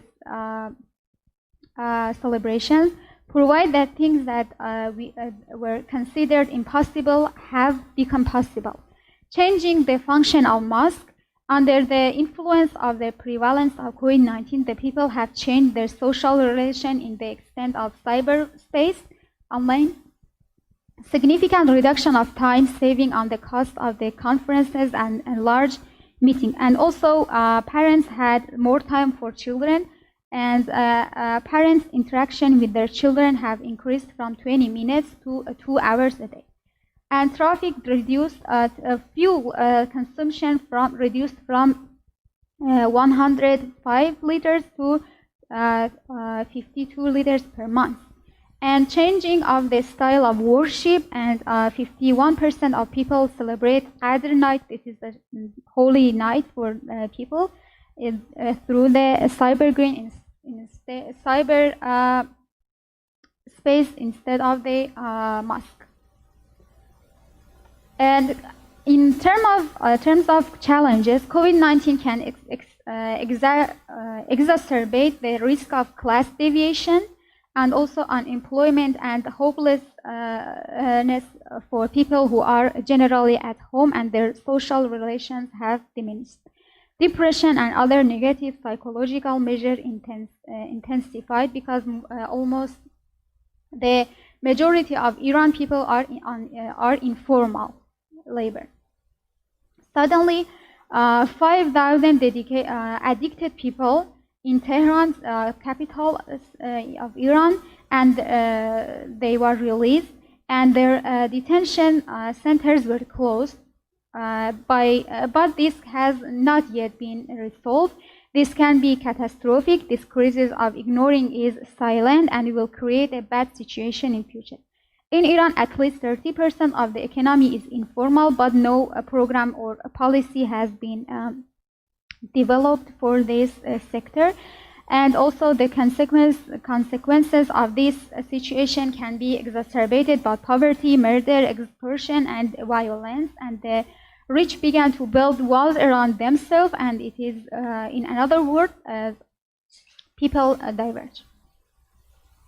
Religion plays a balanced role in many areas in Iran. Some of these religious institutions may fade over time, and it is difficult to renew them. Affected people should not be blamed, and on the other hand, using negative words such as victim, suspicious people, etc., and etc., has negative consequences for them. These days, also we follow the COVID-19 news, and we should take care of elementary and preschool children. Families have many complaints about the use of the chat system. It is online system for the online class of elementary to high school students, partly due to the slowness of the internet and partly due to the lack of financial means to provide mobile phone or internet prices, and also low connection problem, which has doubled the problem of families with the current economic situation. Economics estimate that in the face of pessimism, there is a possibility that Iran's domestic production will fall to 2/3 of the current level. Iran is doing not well about patient tracking strategy. We don't have any online application or any tracking system or any database for COVID-19 patients. South Korea can be a very good system to follow this. Thank you.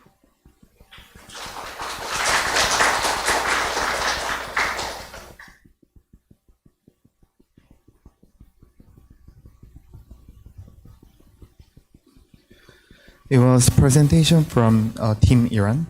Next team is going to be Team United States. Please come up to the stage.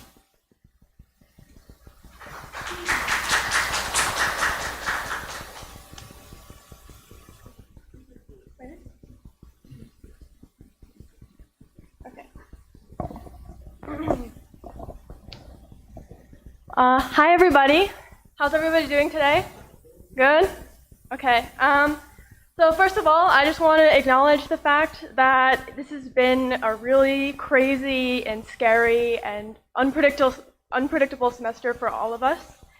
And every single one of the presenters that came here today had to watch as really frightening things happened in our home countries. And a lot of us are not going to be able to go home and hug our families for a really long time. So the fact that everyone was able to complete this paper and a presentation in the middle of finals is really amazing. So everybody give yourself a round of applause. I really wish that people from my country could watch everyone's presentation today, because I think we could use a lot of the advice that some of you presented today. So normally, in this kind of global crisis, the United States would provide some kind of leadership or guidance to the rest of the world. And we are leading the world, but unfortunately not in a way that I or anyone should be proud of. We're currently #1 in COVID-19 cases and deaths, which is really unfortunate. So I wish I had a little bit more positive things to talk about in my presentation. But I just first want to say that I'm really sorry and disappointed and kind of heartbroken that my country did not use the huge amount of resources that they had at their disposal, and they didn't use them to help themselves or help the world.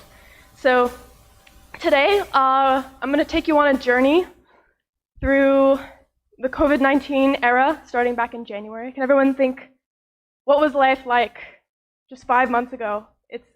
It's crazy. We live in a totally different world. So I'm going to take you through step by step. So here is some social media posts that were from my Facebook page from January 25th. And at that point, there were 2 cases recorded in the United States, both of them imported from Wuhan, China. And there was a lot of discussion online that kind of insinuated that, oh, like, of course this sort of thing would happen in a country like China because of culture, because of government, whatever. And, you know, people made some pretty racist and unfair remarks, I think.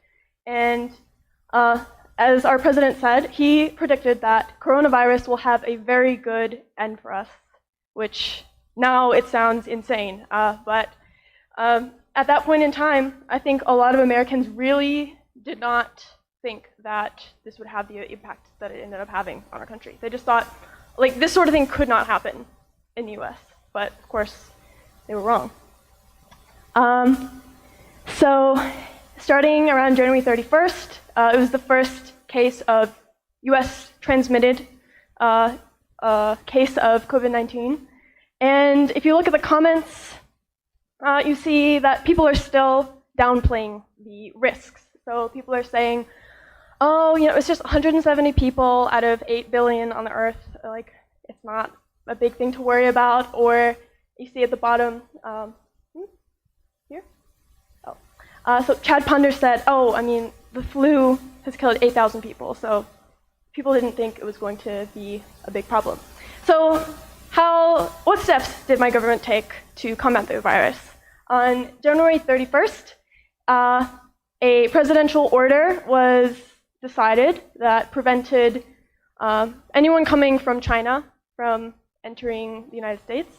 However, this failed to account for the fact that the vast majority of cases in the United States would actually originate from Europe, but that Europeans were not blocked into the United States.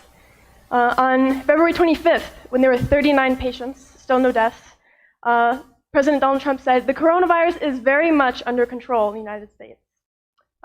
However, because they weren't doing any testing, we actually had no grounds to be making that statement because we really didn't know what the situation was going to be like.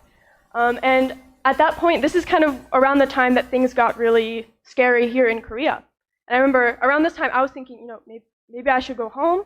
Should I take this semester off? No, I bought a plane ticket. I almost went, and it's crazy. Like, if I had made that decision, I wouldn't be here today, and you know, the conditions I'd be living under would be very, very different. So, yeah, it's just crazy how fast things can change. On March 10th, my alma mater, my undergraduate university, canceled the rest of the semester when students were on spring break. So they left for vacation, and then with no idea that anything was going to change for them, and then they never went back. So they didn't get to say goodbye to their friends. They had to suddenly start doing all of their classes online. People had trouble getting their belongings from their dorms.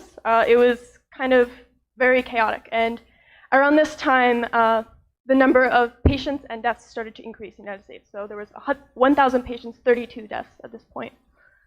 On March 16th, this is a real conversation that I had with people that I know from my hometown.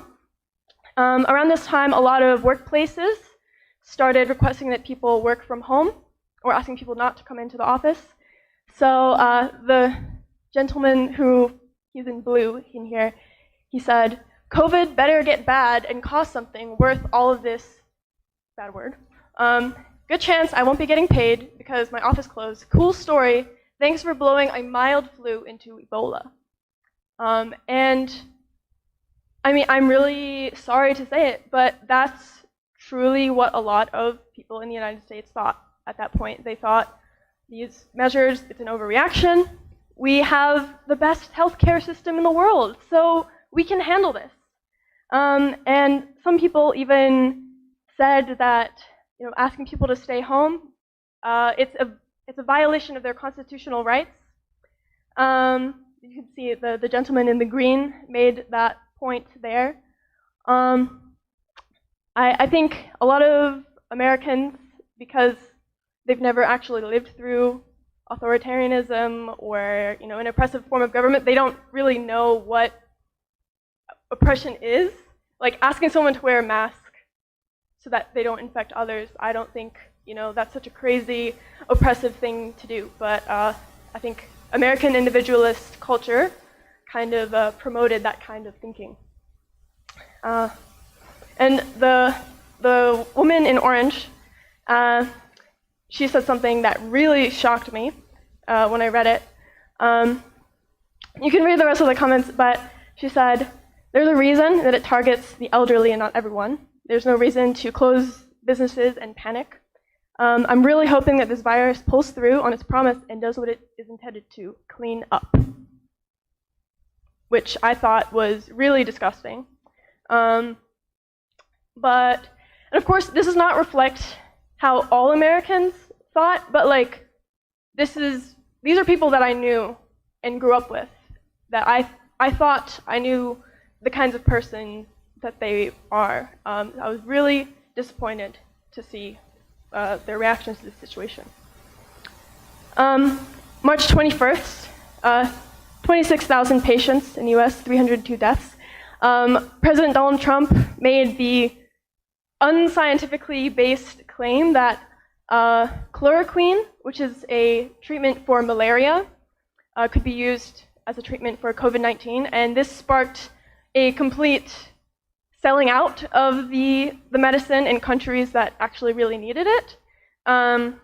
So there's kind of not really like a filter or like a in Korea, for instance, the information was very consistent, coming from scientifically backed sources. Everyone was repeating the same information over and over again, but that's not what we saw in the US, and the result was really disastrous. However, you know, it's not everybody that's, you know, just acting this way. A lot of people did try to go out of their way to help the situation. So at that point, the American CDC was actually telling people not to buy or wear medical masks. And that's because we didn't have a sufficient number of the masks in the United States, so even doctors and nurses couldn't get them. So they were actively telling people, don't wear a mask, it's not necessary, and it could actually prevent people who need it from getting it. So what a lot of people started doing is making their own masks from home and giving them either to people in their community or doctors and nurses that were working with non-coronavirus patients. So that's a good thing, I guess. By April 1st, it became clear that the situation was totally out of control in the United States. I believe that's around the time that we took the #1 spot for infections and deaths, or infections of COVID-19. So I think that was really surprising to a lot of people who, just a few weeks prior to that statement had thought that this wasn't really going to affect the United States at all. On April 15th, South Korea, which had just held its midterm election, and without a single case transmitted, which is really impressive, they sold a bunch of N95 masks to the United States because we still didn't have a lot of our own at that point. So thanks, Korea. That's good. And at that point, there was 635,000 patients and over 30,000 deaths from COVID. So the numbers keep going up, but starting in May, the Trump administration started pushing for the economy to open again.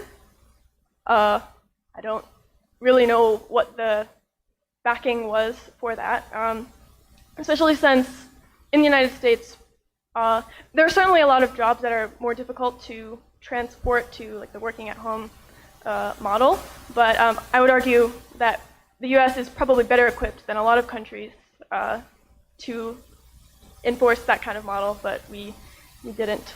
And then here, this is a picture of the president in a mask factory, touching the masks with hands that are not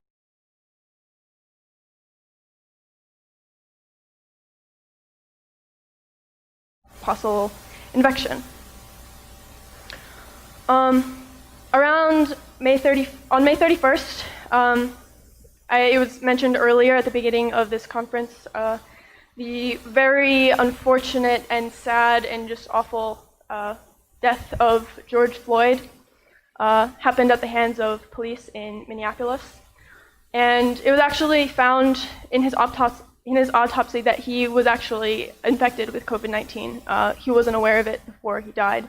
But this is really unfortunate because minorities are disproportionately affected by COVID-19 in the United States and also have a higher rate of death than other groups.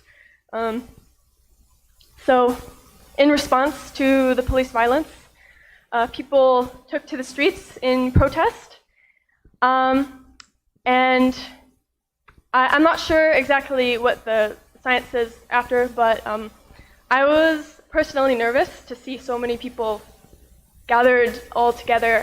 I think the cause that they were supporting is, of course, very important, but it makes me worry that maybe this will just cause even more spread of the disease among people who are already disproportionately affected by COVID-19.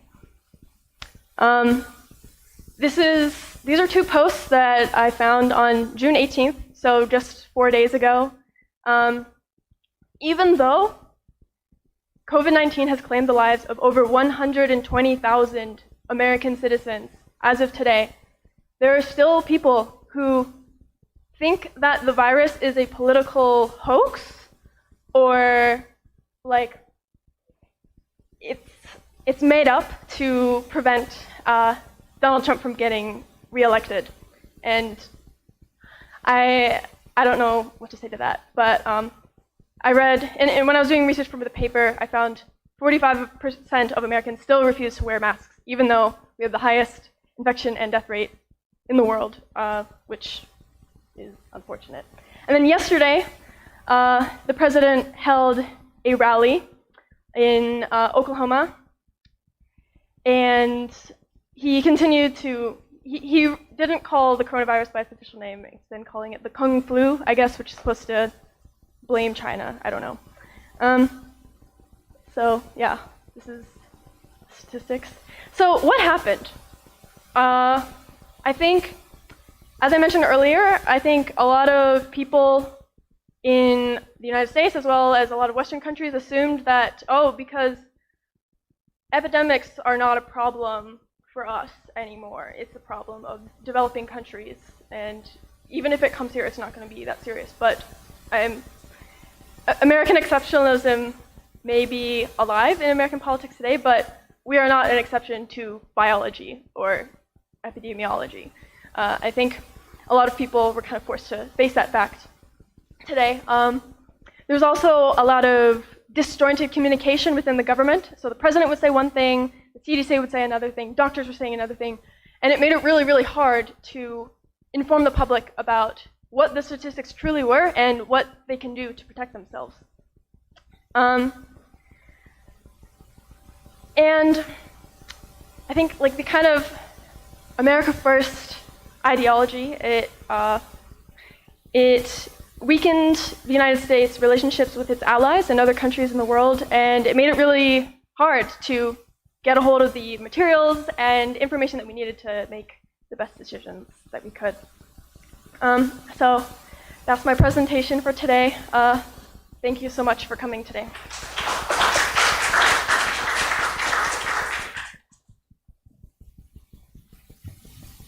So it was the presentation from United States.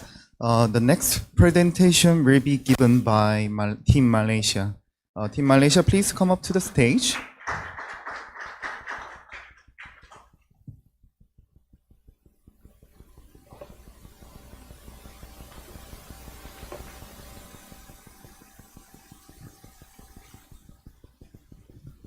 So including the Team Malaysia, we have 2 presentations left. The last presentation will be from Trinidad and Tobago, which is recorded from her country. Start. Okay, hi everyone. We are from Team Malaysia. So basically, there are 3 of us that completed this report.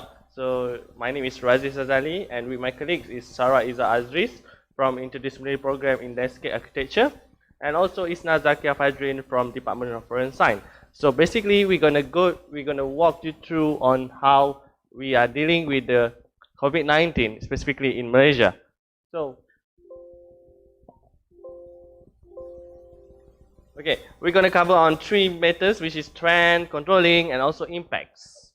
So for starting, previously Malaysia was had experience dealing with another pandemic, such as SARS in 2003, swine flu in 2009, avian influenza in 2013, and also MERS-CoV in 2014.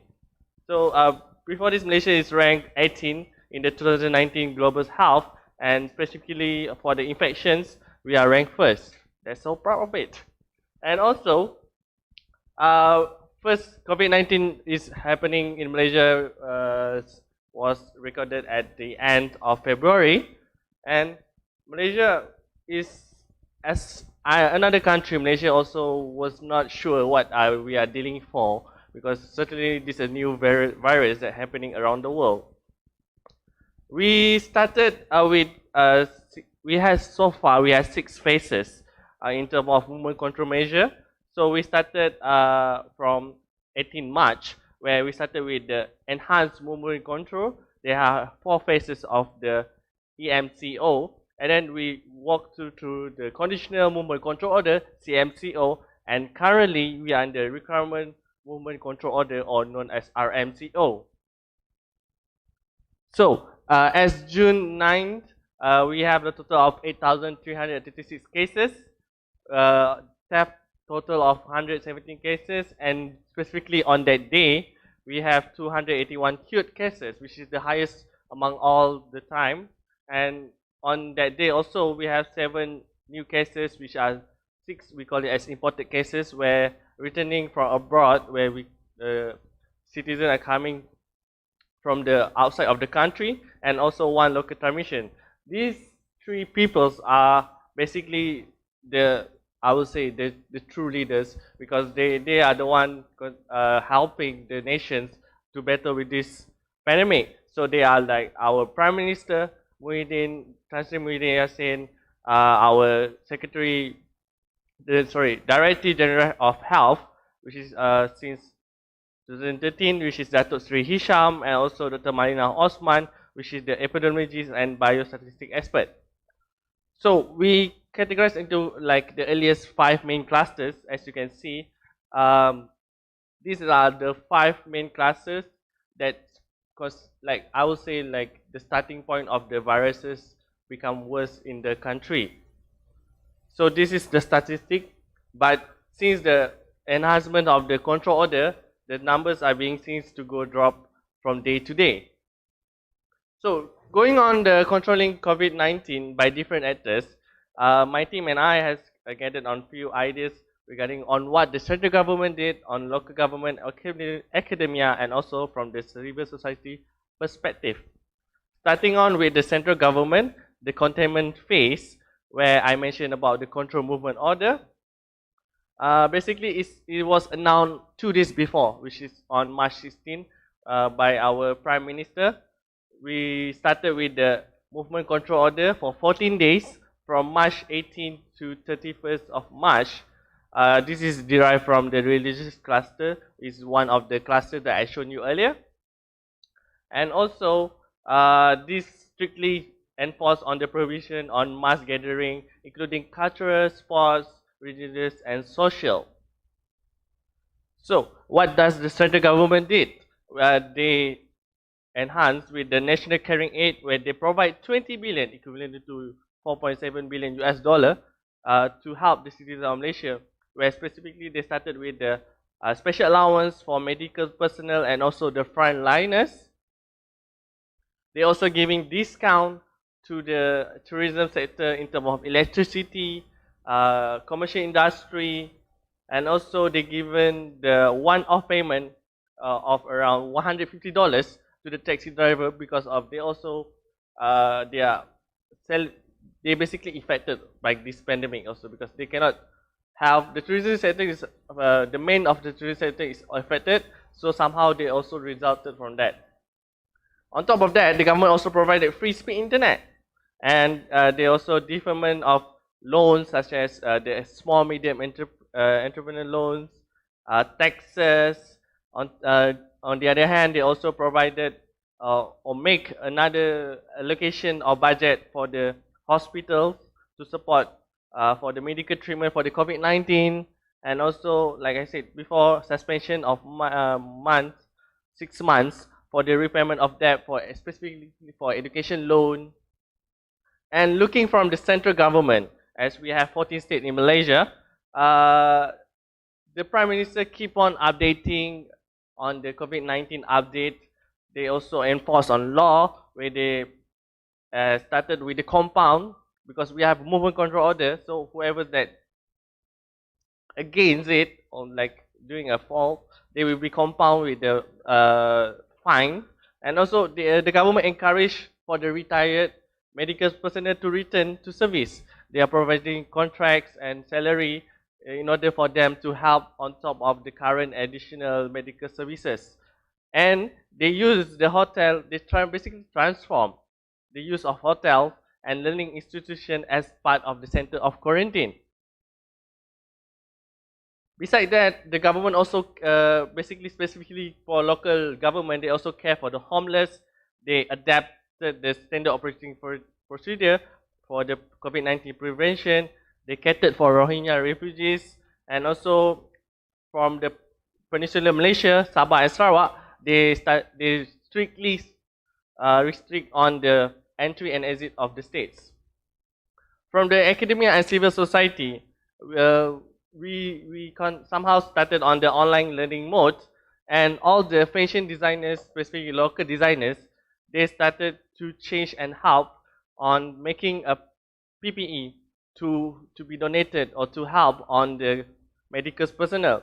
And like before this, we used to shake hand whenever we meet everyone, like we hug, shakes. So somehow we changed to the new norm, where we started to just make it like this to show our respect to another person. So next, I'm going to pass it over to my colleague for the next presentation. Again, good afternoon, ladies and gentlemen. My name is Isna, so I'm going to discuss on the impacts of COVID-19 towards Malaysia.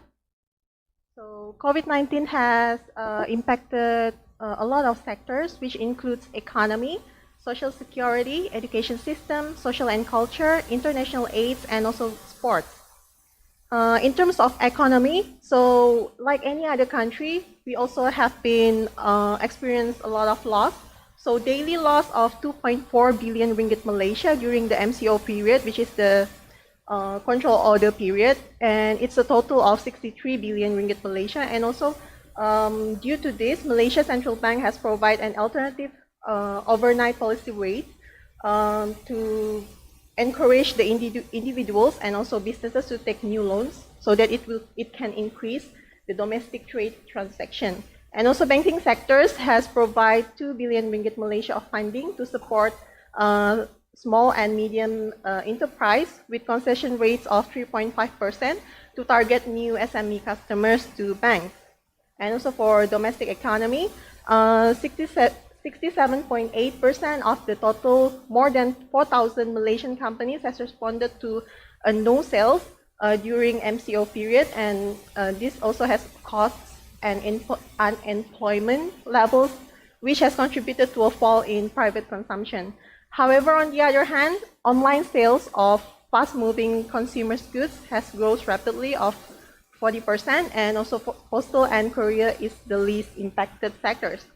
So in 2020, Malaysia has aimed for our own Visit Malaysia campaign, but unfortunately, for this Visit Malaysia campaign, we are supposed to attract more than 30 million tourists from outside.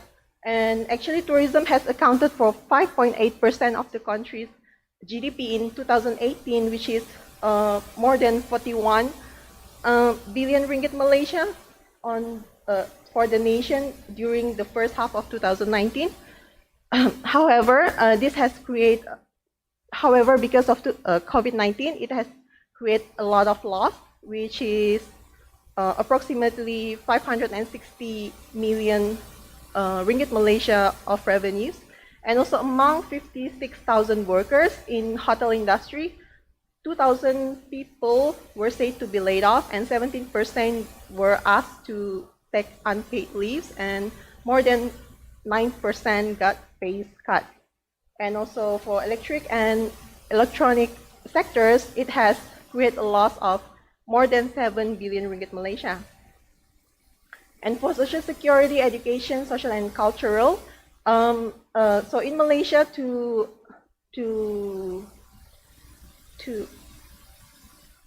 in order to face COVID-19, we have the Social Security Act of 1969, where workers may claim for compensation if they are contracted with COVID-19.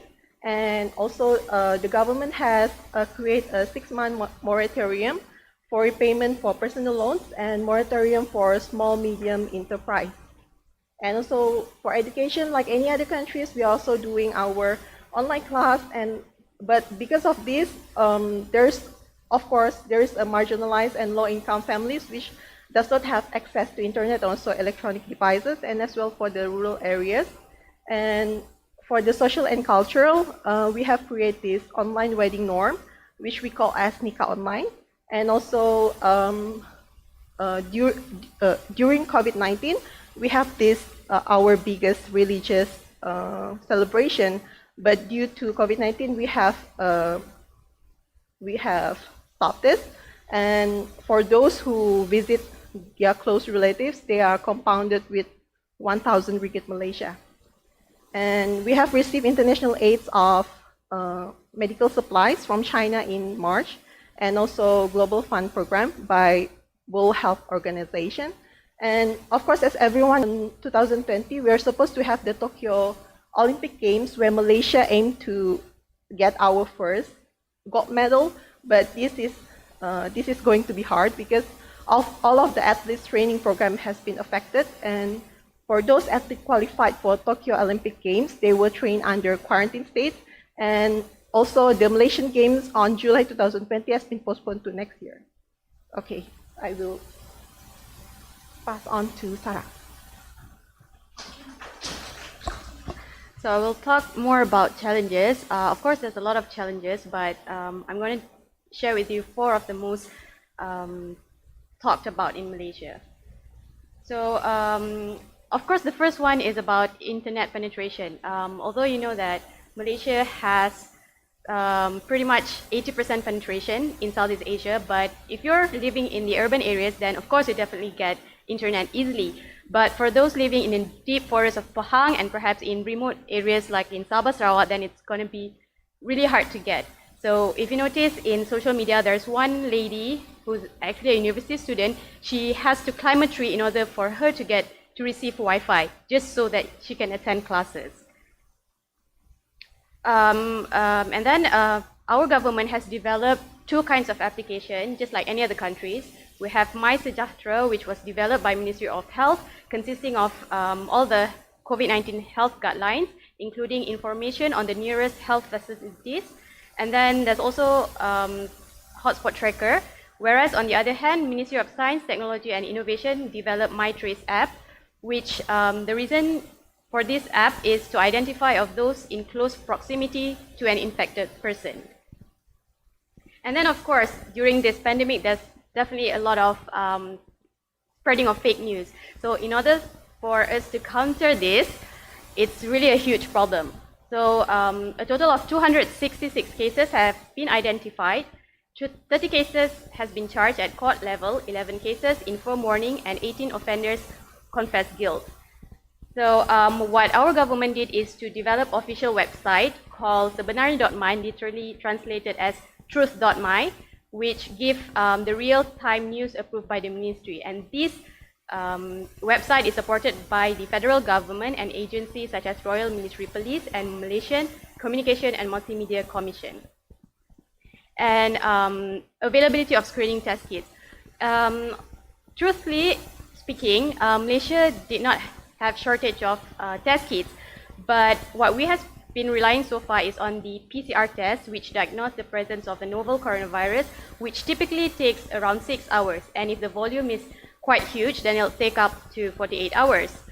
So in fact, we don't have like in situ laboratories in hospital at the early stage. So what we do is that we learn from Korea. So we contacted Korea and we buy the new kit, antigen rapid test kit from Korea, which has a sensitivity rate of 84.4% and specificity rate of 100% to help this, so that we could achieve our target of maximum capacity of 16,500 COVID tests per day. And then of course, being Asian, you know, whenever these things abrupt, we usually go back from our capital, from the place where we were working, to our hometown. So this happens literally at the early stage. So what we're doing is that government was trying to put this at a stop. So most federal highways, we allocate roadblocks so that whoever try to pass every state, they will be compounded. So these are the typical things that you could see in our local highways. And since my friend mentioned before that we have this big celebration, Eid al-Fitr, we were trying to avoid people from going out from the capital. So everyone needs to stay intact in their place to avoid the spreading of the virus. So this is how the celebration looked like. And this is what happened during the real Hari Raya celebration. So we use Zoom, Google Meet, and so forth. So at a glance, of course, Malaysia has a lot of what I would say movement control order, and definitely in every control order we have SOP, a really strict SOP to be followed. So as a conclusion, fast handling government through movement control order, roadblocks, and so forth has been proven to be the most effective ways to contain the disease. Every industry are required to follow SOP, and open accordingly to phases to control the spread of the viruses. And then the roots of the problem need to be addressed to ensure that future recurring virus can be contained and prevented. Therefore, we wanted more collaboration with the developed countries, such as funding the zoonotic disease research in these vulnerable countries. So we'll end up this presentation today by giving a huge thanks to our unsung heroes in Malaysia, and definitely to other countries as well. So without them, we'll not be able to, to be like this. So thank you.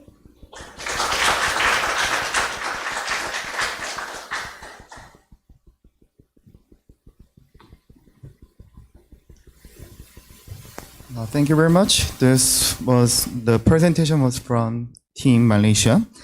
And as the last presentation will be given by Team Trinidad and Tobago. Because the participants had to take final exam today, the team sent us a recording of the presentation. But fortunately, they finished the exam now and just came in. So now we are downloading the PPT file. So in a minute, we will start the presentation.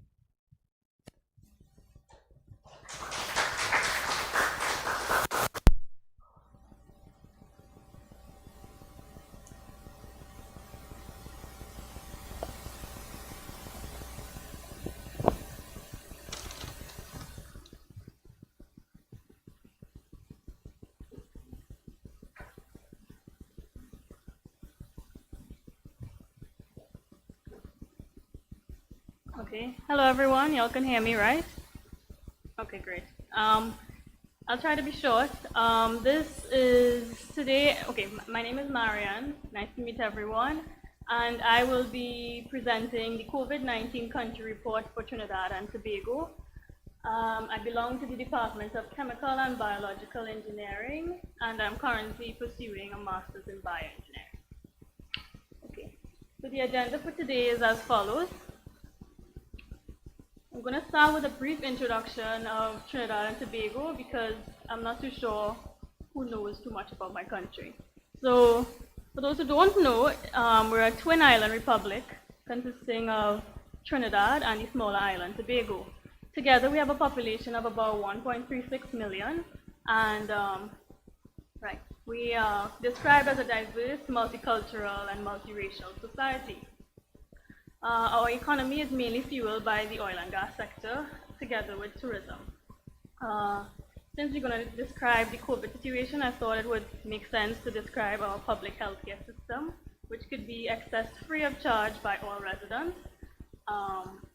However, the state quarantining was starting to place a burden on the system, so that had transformed to being paid by the individual, but treatment is still free.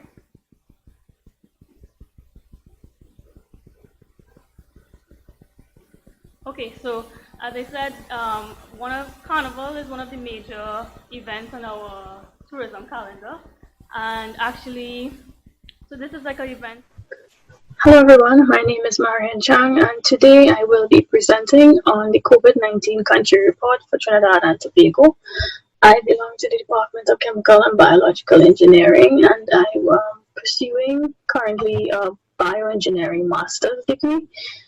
Unfortunately, today I could not be a part of the live symposium, but I'm still grateful for the opportunity to present my research in this pre-recorded format.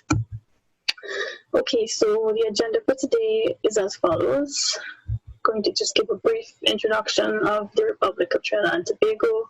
So for those of you who don't know, we're a twin island republic consisting of Trinidad and the small island Tobago. Together we make up a population of about 1.36 million, and we're described as a diverse, multicultural and multiracial society. The economy is fueled by the oil and gas sectors, as well as the tourism sector. Since we'll be talking about the COVID-19 situation, I thought it was important to mention that our public healthcare system can be accessed free of charge by all residents.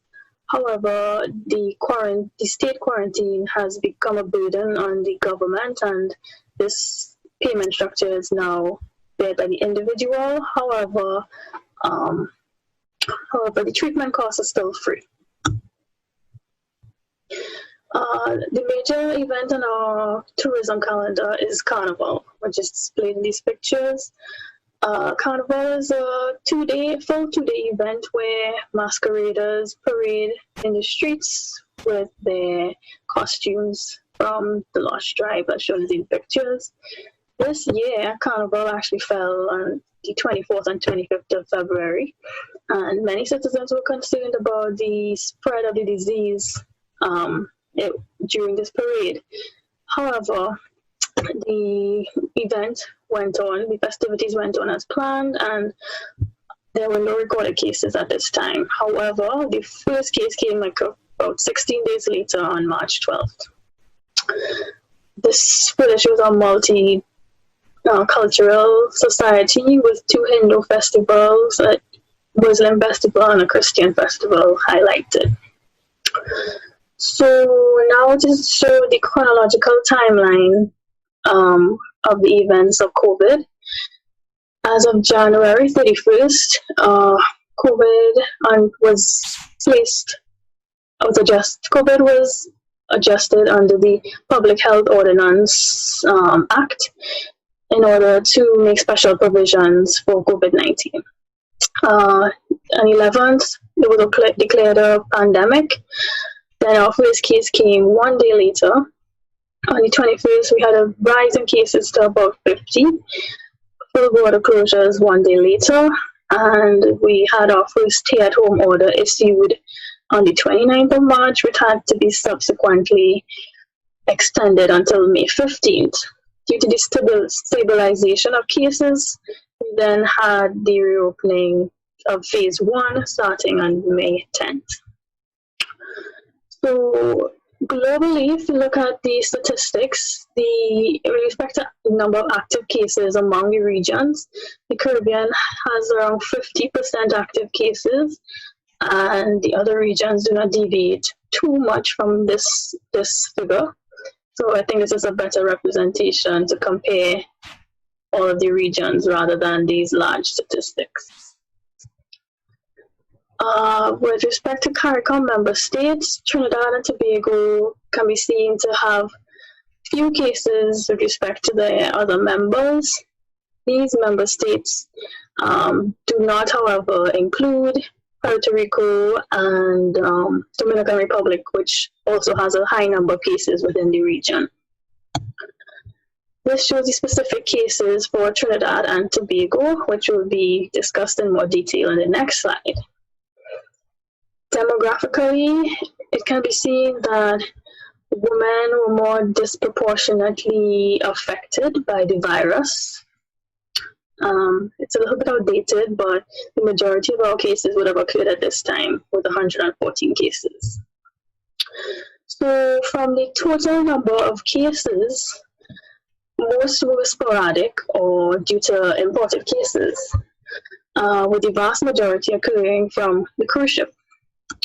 Most active cases occurred from late March to early April, with a peak of 100 cases, which steadily declined until May 10th, where we have a fluctuation between 1 and 0 cases. And again, we had a small spike of 6 active cases upon reopening of the borders to nationals. However, we also had a few cases that had no epidemiological link, and as a result, we would have conducted community tests which all returned negative. And however, I don't think we could definitively rule out community spread, as more community tests would be required. Okay, so there were a number of influencing factors with our COVID-19 control.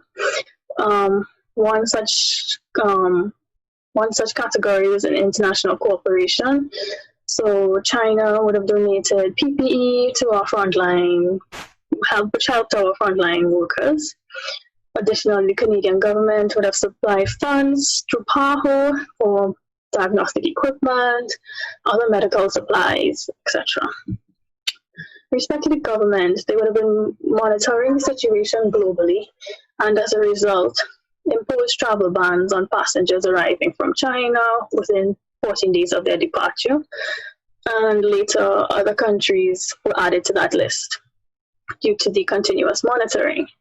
Other measures, for example, include stay-at-home orders, the expansion of COVID testing facilities to reduce the impact on CAFA, and as mentioned earlier, the public health ordinance, together with the police service to help impose fines, and a major one also was the social relief efforts through salary relief grants and other grants for income, food, and rental fee.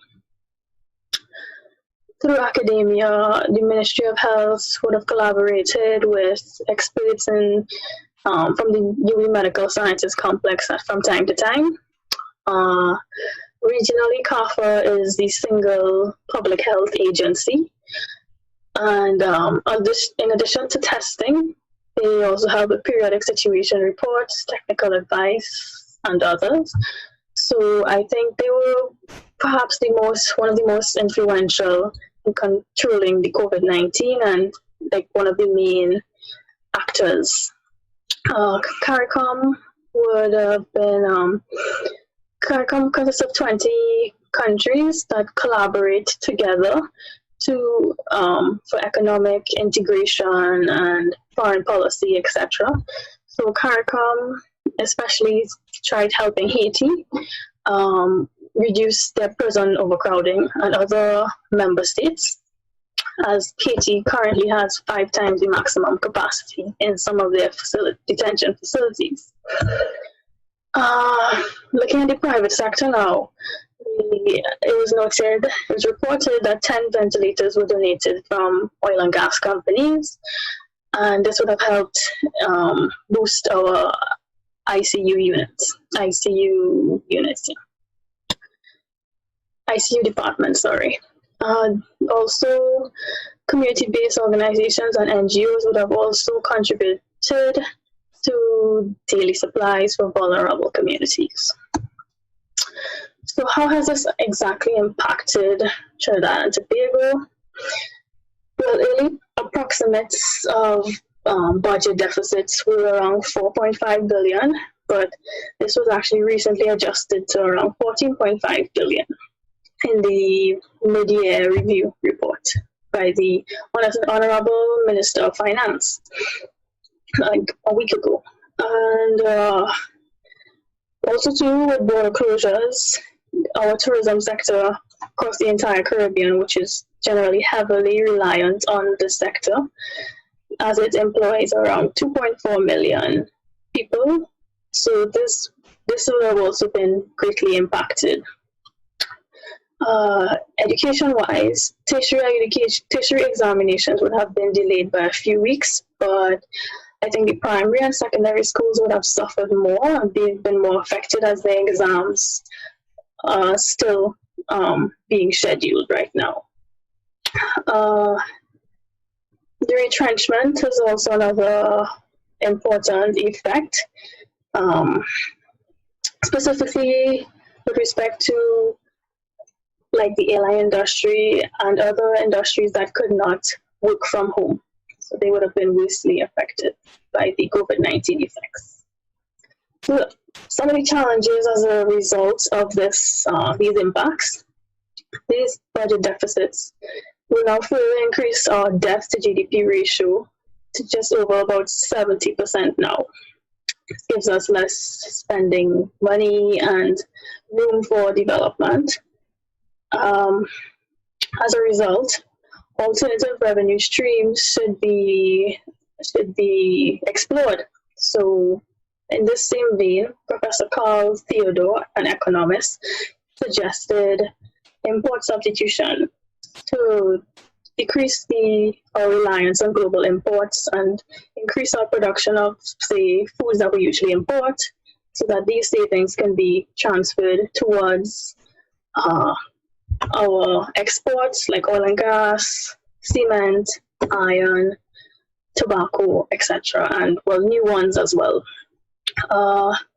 This delay in reopening of borders is due to the uncertainty, especially in Trinidad and Tobago's case, due to the low viral load of within the population.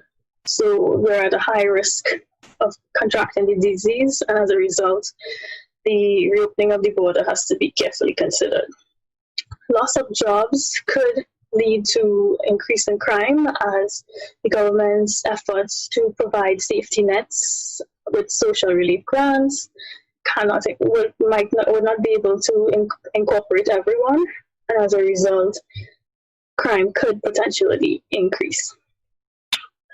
Additionally, the increased burdens on healthcare system due to the management of the total number of cases. And interestingly, too, we are now in the hurricane season, and this further complicates the impacts and the challenges because this could potentially increase the vulnerabilities in the Caribbean. Firstly, in terms of prevention and preparation, you have to prepare the shelters in a different way. So in keeping with CDC social distancing guidelines, and then if disaster strikes, the infrastructure and the organized systems that we currently have in place for COVID could be greatly affected. So this is, the PAHO director urged as a result the countries to not be sidetracked by COVID and make the necessary preparations for this hurricane season. So now looking comparatively at South Korea and TNT. South Korea has a long history of infectious diseases, so they would have handled SARS, H1N1, and especially MERS. I think MERS and SARS would have prepared them for COVID because they have some similar respiratory symptoms. However, Trinidad, in comparison, has a history with some infectious diseases, as shown, but still didn't deal with a pandemic of this magnitude. I think another two important factors contributing to South Korea's success of dealing with the situation, COVID-19, is that they had wide-scale testing, which would help determine their community spread, as well as the tracing to track the spread and help the control of the disease. Whereas for Trinidad and Tobago, in comparison, yes, there's approximately 50 times less population, but still only 2 facilities for COVID testing. And so this was the last presentation of the first session. So thank you for your efforts and impressive presentations you have prepared for today. So let's give another big round of applause for all of the participants and for yourself. Thank you very much. And without break, we will begin the second session, which is the discussion session moderated by Professor Kilgon Ko. So while our staff is working on the tables for the next session, let me introduce our discussants. So first is Professor Kilgon Ko. He is a professor at Graduate School of Public Administration, and he received his PhD in Public Administration in the University of Pittsburgh. And we are glad to have Assistant Professor of Sociology, Hyun Jung-ha, from Duke Kunshan University, Professor Sejin Koo from Nazarbayev University, Dr. Il-hong Ko and Dr. Jung-won Ho from Asia Center. They will be our honorable discussants of the session. They will give students some more detailed comments of their country reports and proceed on further in-depth discussion. So please give them a big applause.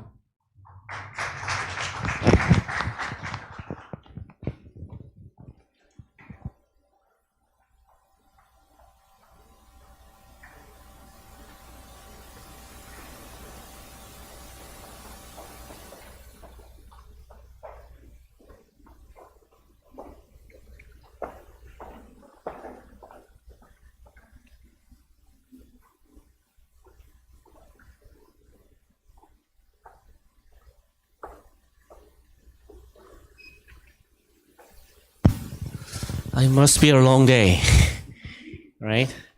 and some students still working for their final exam, and other students may be relieved from the duty of the exam. But regardless of the situation, we have a very good time to understand each country's situations.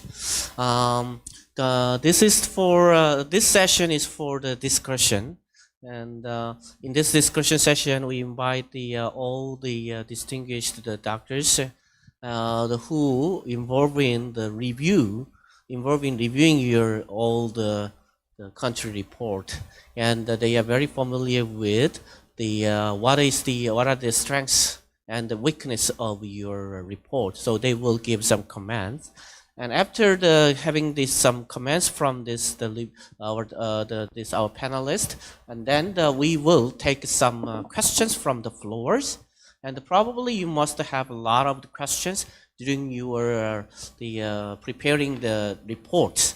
For example, some of you may be interested in the data, or some of you want to compare your country's cases with the Korea or other countries. So I will open the floor after getting the comments from our panelists. So here we have the panelists, but I wanted to ask each panelist to introduce themselves and then give the comments to the students. Dr. Ko, would you please?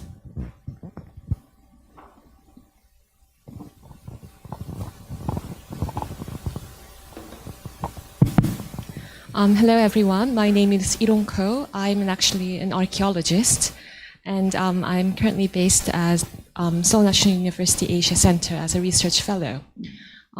Shall I start with my... So I was given 4 reports to assess, and they were number 2 from Peru, the first both from France, and the one from Trinidad and Tobago. And as I think the only person who is present amongst the reports that I evaluated was Trinidad and Tobago. The other French, is France number 1 here? France number 2? And Peru number 2? Oh, no, I think mine was Peru number... You're not Cecilia Torres? You're not. So the other Peru. I evaluated those. So what I shall do is maybe spend a bit more time on my comments for the Trinidad and Tobago report, and then briefly just comment about the other ones. I found this report very, very well researched and very well structured, and it was from a country that I do not know very much about. And so it provided me with a very clear and detailed presentation about how the COVID situation has evolved in Trinidad and Tobago. And what I found very interesting was how you presented your data. It was presented in very, very intelligible forms, very pretty forms as well. And yet and there was a diversity in the way in which the data was presented, in that some of the data was a kind of presenting a compilation of the trends, whereas some of the other data were in raw data form, allowing. And I thought that was very interesting, because when you're reading such country reports, one of the objectives is to learn what things are, what it's like in Trinidad and Tobago. But another reason that one would maybe be interested in these country reports is to get data from the various countries and perhaps compare it with the data in Korea, etc., etc. And in order to do that, the data has to be in a kind of in a form that you can actually compile with other forms of data. And I think your reports presented both types very well. And another fact that I found in reading your report very interesting was that how in presenting the economic structure of Trinidad and Tobago, you mentioned how the peak economic activities take place just around the time when COVID was happening, and how that influenced and how that had an impact. And I thought those kinds of insights are very interesting, because you can Google things about the actual economics, the base facts about the economics of Trinidad and Tobago, I could Google. But those kinds of insights about how March and February are very important. I think that is what you would like to gain from a country report such as this. And I also found your mention of the existence of a parallel healthcare system for COVID-19 very, very interesting.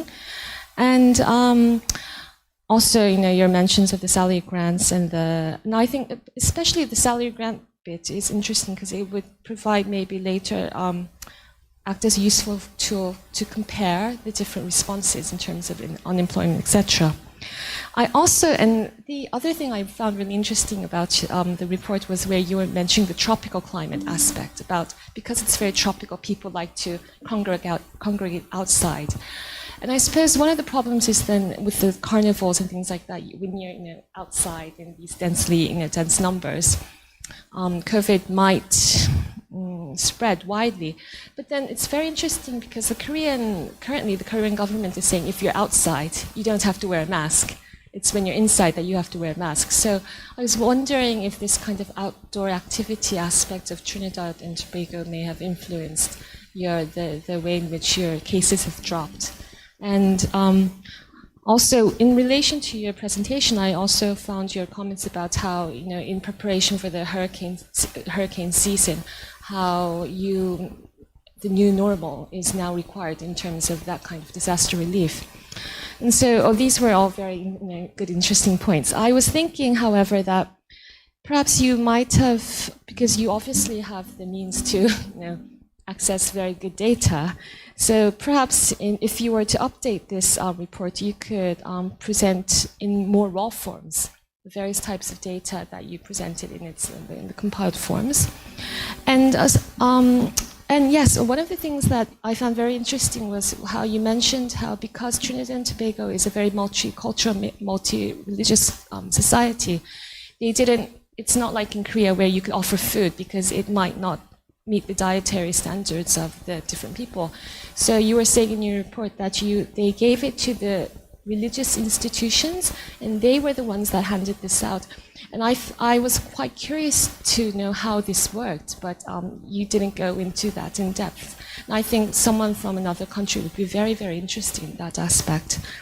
And also, the second comment is in relation to the Peruvian report that I examined.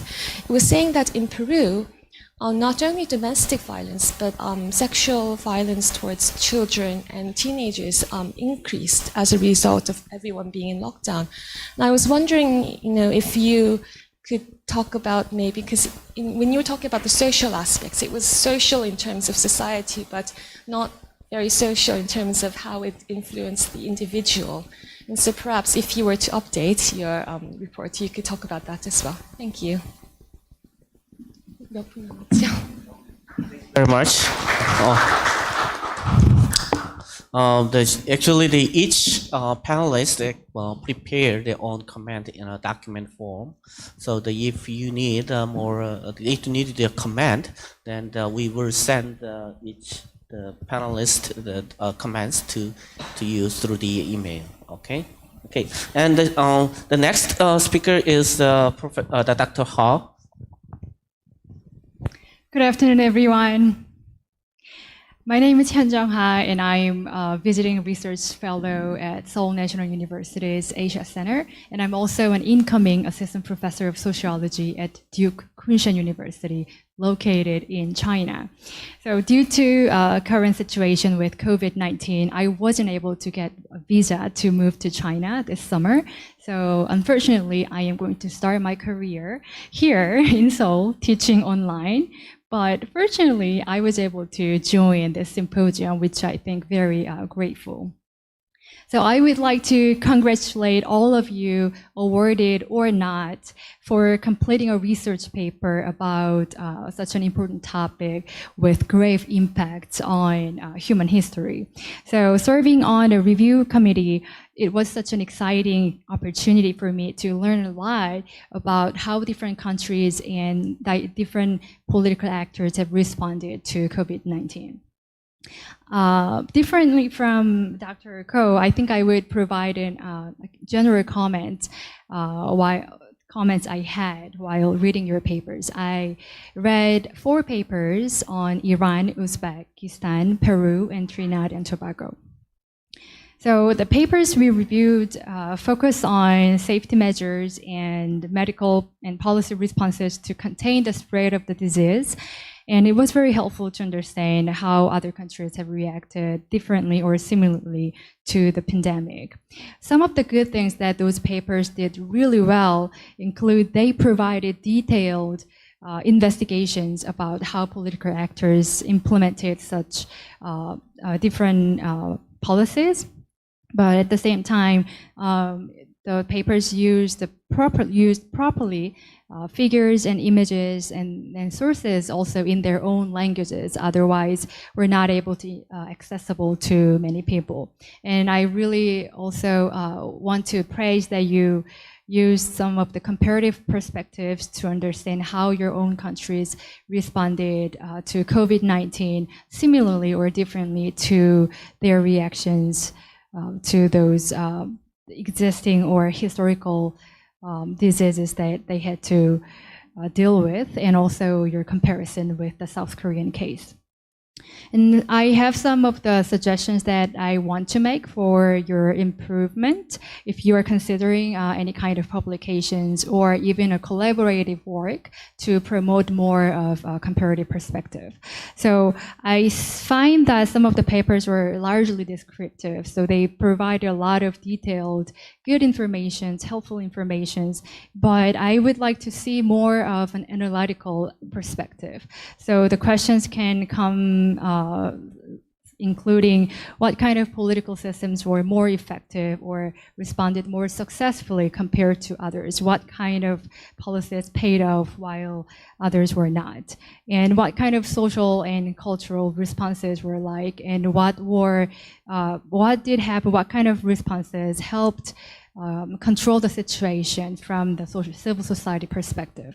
So considering those questions might be able to help you put your questions in a more analytical perspective, and so we can also see some kind of a comparative perspective as well.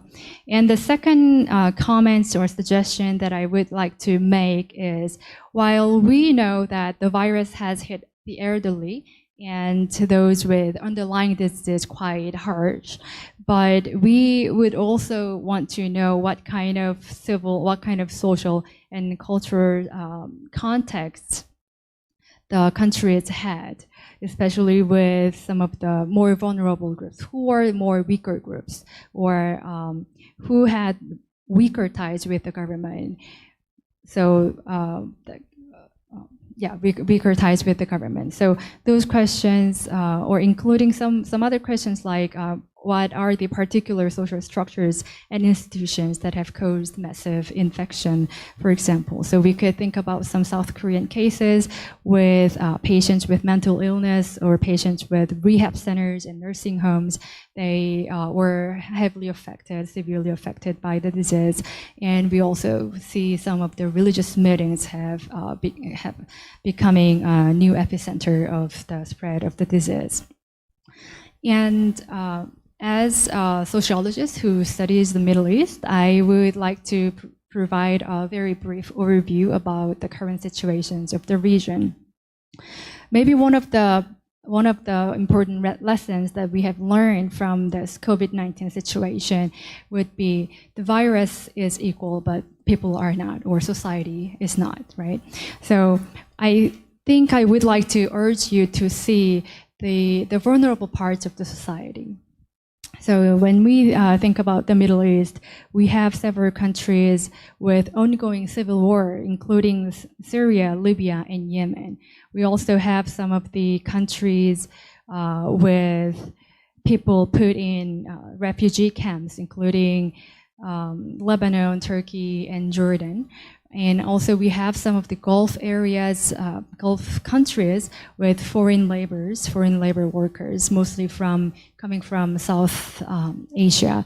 So these are some of the vulnerable groups that we can think about. So some of your papers, you were talking about international collaborations. So I think that that approach could be applied to think about how, as an international society, we could help those countries to overcome such crisis together and contribute the current situation.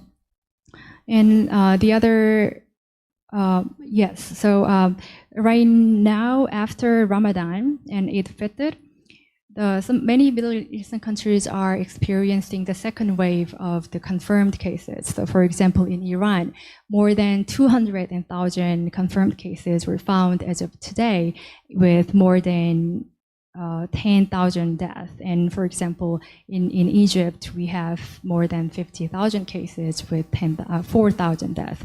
So even though the government have tried hard to authoritatively to control travel, gathering, and collective prayers, we see the second spike in the number of people tested positive for the COVID-19 in many Middle Eastern countries. So this kind of some social and cultural religious situations should be taken into consideration to understand the region.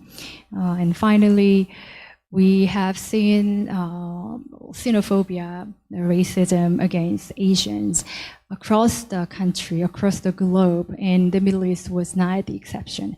Even with a comparatively shorter history of immigration of Asians, Egypt, for example, was not an exception that have shown some kind of an aggressive and intimidative responses to Asians by yelling at them or pointing at them by saying "Corona, Corona" on the streets.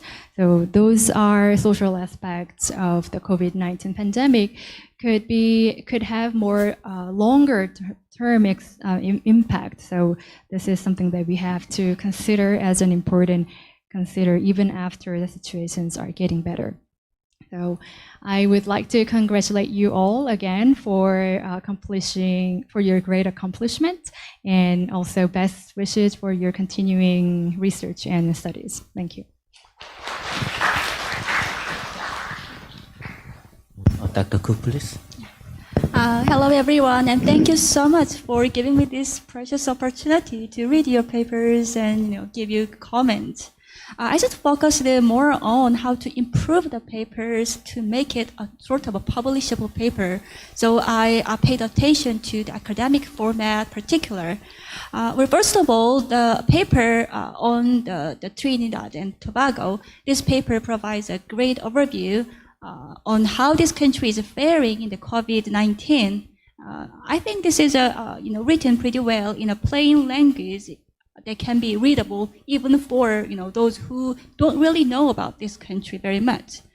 But in particular, given that information circulated through the media regarding this pandemic is focusing mostly on a few limited number of Western countries in particular, heavily focused on the United States, I think this paper is expected to make a pretty valuable contribution to the literature about how developing countries are coping with this pandemic, as well as to practitioners in the medical and intergovernmental sectors.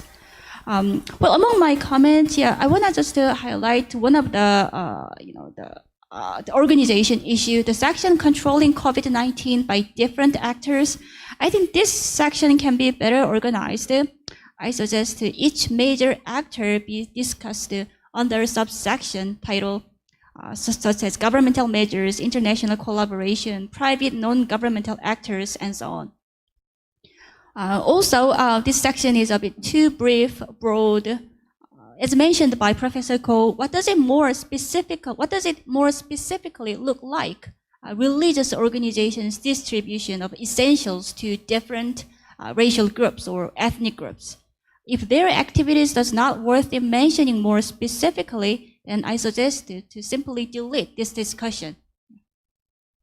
And also the section impacts of COVID-19 can also be better organized, such as impacts on resale sector, impacts on tourism sector, unemployment, poverty, education, and so on. You don't have to, discuss everything actually it would be almost impossible in a short paper and not publishable then. So you can just focus on a few or just a couple of them. Also, adding trend figures in macroeconomic indicators like changes over time before and during the pandemic will help. Also, the paper on the United States, this report covers a great deal of social and political issues related to the pandemic in the United States context. Well, I suggest in the intro section, student to include some couple of figures, tables, visually presenting the trend and major events that will help readers to grasp the many, many numbers presented in the first and second pages. And this paper can be better organized. For example, there is a sentence like mortality rate for COVID-19 cases has remained. This kind of sentences are followed by somehow not so much directly related, connected sentences. So it would be great if you provide some context if this is important. So I suggested to create a separate subsection regarding the US-specific phenomena like varying mortality rates across different races. And because this would make the US an interesting case, a unique case of the COVID-19 when compared to other countries. It is understandable that this topic of China and US relations is included in this report, but the lengthy discussion on the campaigns and propaganda of the Chinese government itself seems to make the entire paper less coherent. So I suggested to sort of delete some parts of this section.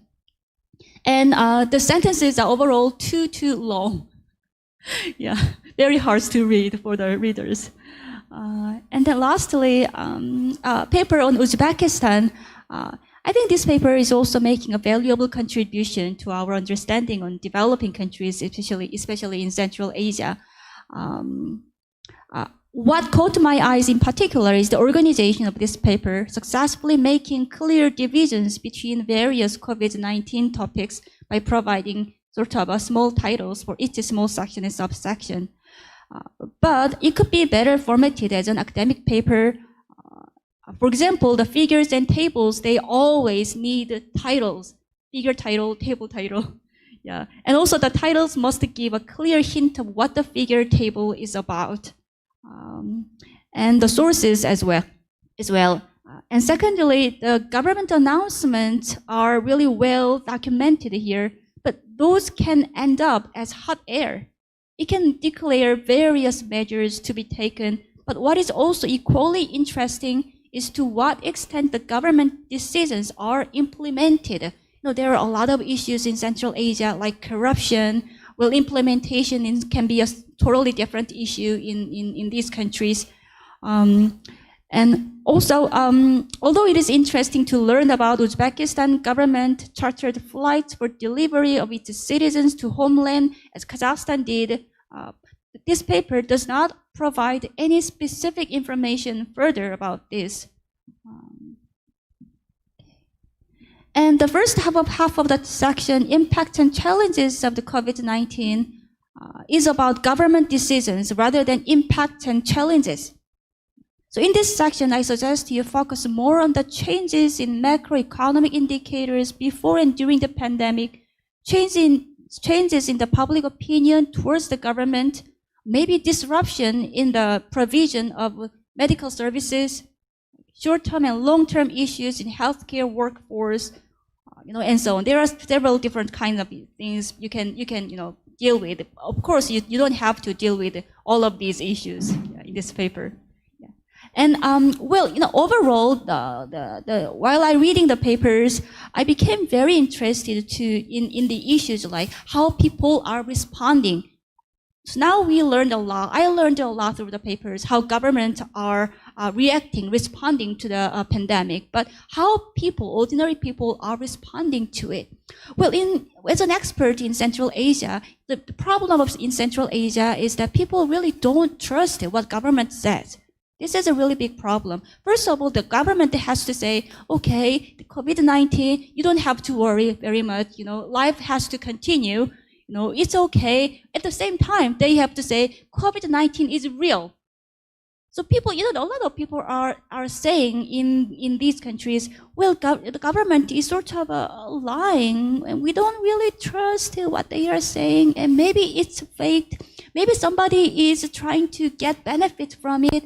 Like masks. Why do we need masks? Why do we have to buy it? It's just for someone who wants to, make money through it. This kind of conspiracy theory is just prevailing. And also the corruption issues as well. The government is trying to give a sort of subsidies to individual citizens, but sometimes the call center is not working, and there is a system error as well, and also corruption issues are always followed in this kind of a situation. Another issue is that in Central Asia, there is always flu season every year, always. So, this time, this pandemic, maybe it's fortunate for these countries. It occurred during, from March, April, and May. But the flu season is coming like from December and January, and they have to actually preparing the prolonged period of this pandemic at least until early next year. And during this flu season and the harsh winter season, the food supply problem will be really, become very serious in these countries. The prices are soaring up, usually not without the pandemic. So, inflation, unemployment, these issues, these country government needs to deal with sort of until the end of the pandemic, or maybe next year, maybe the later. Yeah. Thank you very much. Dr. Ho, please. Hello, my name is Jongwon Hyu. I'm a research fellow at the University Asia Center. First of all, thank you all for this excellent presentation today. It was great pleasure to review all your papers.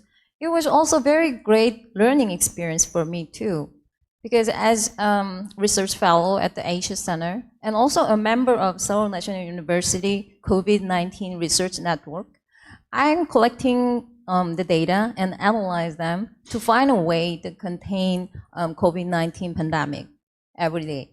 So we wanted to, I wanted to know how to control the pandemic. So we monitored the daily new confirmed cases from different countries to see if any of them, to find a way to successfully bend the curve. So when we find the prosperous countries, we try to understand which government measure, the responsive measure, contribute to success. But actually, every government nowadays on the globe, everywhere, so actually they are responding under huge pressure to act fast. So, so this sometimes means that they may act without considering the diverse perspective, or they have to make a decision without the proper evidence. That's why we need learn from others' experience under this pandemic. So under this pandemic, but we have very advanced technology today. So under this pandemic, I was very amazed by the ICT technology, made a great progress right away. So I think many of you when you prepared this country report competition, you must have very familiar with some data website, right? So the Worldometer and the WHO's data website. Some Oxford, right? The Oxford economists made a great website, great storytelling website with their data. And also the Oxford government response tracker. So some of you used those stringency index in your report. So we know that they provide great data we understand the mechanism of this pandemic. But sometimes the numbers and formative data tell overall the story of their current status and help us to compare the COVID-19's impacts on the different countries. But sometimes they won't tell the context of their success. each country's context and their history. So that's why we need this country report. So let's look into the countries. I'm very interested in the Southeast Asian country. So I reviewed the 3 papers from Vietnam and the Malaysia and the Philippines. Also, all of our great report, I learned a lot about your country's success or experience.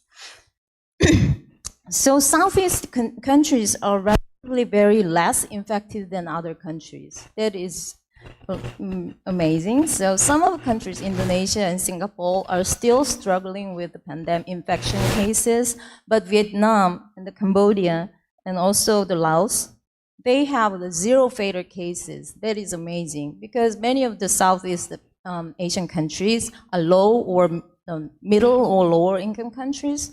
So, but they are successfully control their pandemic situation. So, after we analyzed those countries' data, we have to admit we quite don't understand that each country's current social and political and economic situation with those situations, how those situations contribute to your success. So we realize we need more nuanced information to apply those successful response measures to the countries. So who need to act immediately?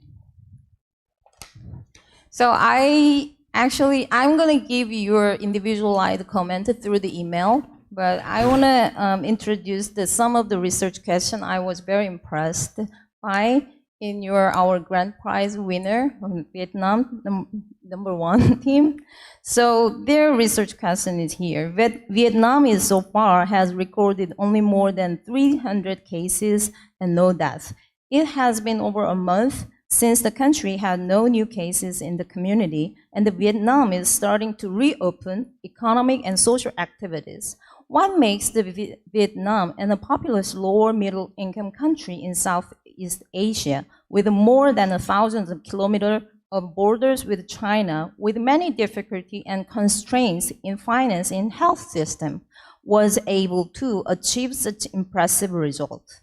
That is kind of actually the research question we want to know from your country report. It was very impressive research question. You execute the research very good. So also the conclusion is very impressive too. So apparently the fight against the COVID-19 has not come to an end, and it is still too early to rejoice. But these results are a testament to the disease prevention and treatment effort of Vietnam. So in order to achieve this preliminary success, the first of the contributor of this success is party and government of Vietnam play critical role, right, with the right direction and drastic action since the early beginning of the pandemic. So the second impressive thing the Vietnamese government did is Vietnam is aware of the danger posed by the COVID-19 and promptly implemented measures. Very deterministic action. That is, I think, the second question. Contributors. And so they did that, implement the measures even before the World Health Organization declared a public health emergency. So with the experience, this third contributors of the success is the experience of the struggling with the previous outbreak, such as a public health emergency, the SARS and other diseases. So I think you guys have a great achievement to show us. So that is very impressive. And but the one thing I really wanted to see from your reports, but I didn't see, is the global cooperation. Why we care about other countries' experience and other countries' response measure. Because COVID-19 affects all of us. So everyone is at risk. As long as COVID-19 exists anywhere in the globe, no one is safe anymore. So we have to care about other countries' experience, other countries struggling. So that's why we need those kind of competition to share our experience together.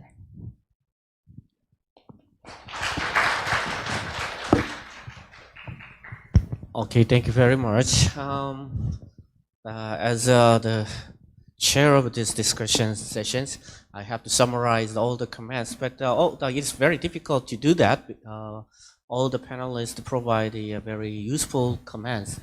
However, if I have to summarize all the comments, then I can say a couple of issues. First, data matters. Data here does not necessarily mean the number of things. In fact, your description of your country's status can be a data. So there are so many data out there, and this data is generated by the domestic or the international organizations, and many people actually fail to access the domestic data. And that is, I think, the one of the biggest contribution you did for the international society. That we have to rely on the like Johns Hopkins University's data, or the European CDC's data, or the Oxford's data, but they do not tell much about what's going on in each country. So providing these kinds of the local knowledge would be very, I think, should be valued by the other people. So the data is really important, and the discussions already mentioned that how we wisely use the data is another issue. Data is out there, but we have to link this data into the context and also into our research question. Data not driven by the question is useless. So you should first raise the relevant questions, and then link the data to that question to answer or to find the answers. Okay. So the relevant question is very important, and some of you already provide very insightful questions, and I hope you can develop these questions. And the third issue is the question is not necessarily related to the government sectors or the economic issues. It can be more about the sociological issues, cultural issues, and the variety of the other issues. So that we have to expand our eyes toward beyond the imminent issues. In fact, the impact of the COVID-19 will last longer than we expect, and that would be very comprehensive than we imagine. So that you can bring the innovative and creative research questions covering the many issues. And third,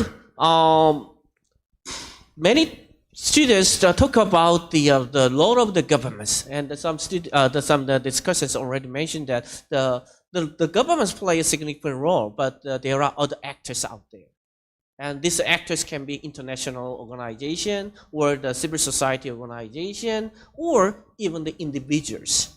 So we should not underestimate these kinds of the role of the other actors, because the COVID-19 bring a little bit negative impacts to the global society. The negative impact would be we may imagine that the government can do some things, but in fact, the most of things, positive things or the negative things, can be done not because of the government, but because of the citizens. Citizens are the actors of the social distancing, and citizens try to help each other in the communities. So if we underestimate the role of the citizens, but overestimate the role of the government, then the future of the post-COVID-19 the era would be a little bit too much authoritarian than we imagined. So we have to get back to our original ideas before the COVID-19 started. We talk about the democracy, we talk about the free trade, and we talk about the more exchange of the idea and people. But where is this kinds of the idea of democracy or international collaboration it exists in the post-COVID-19?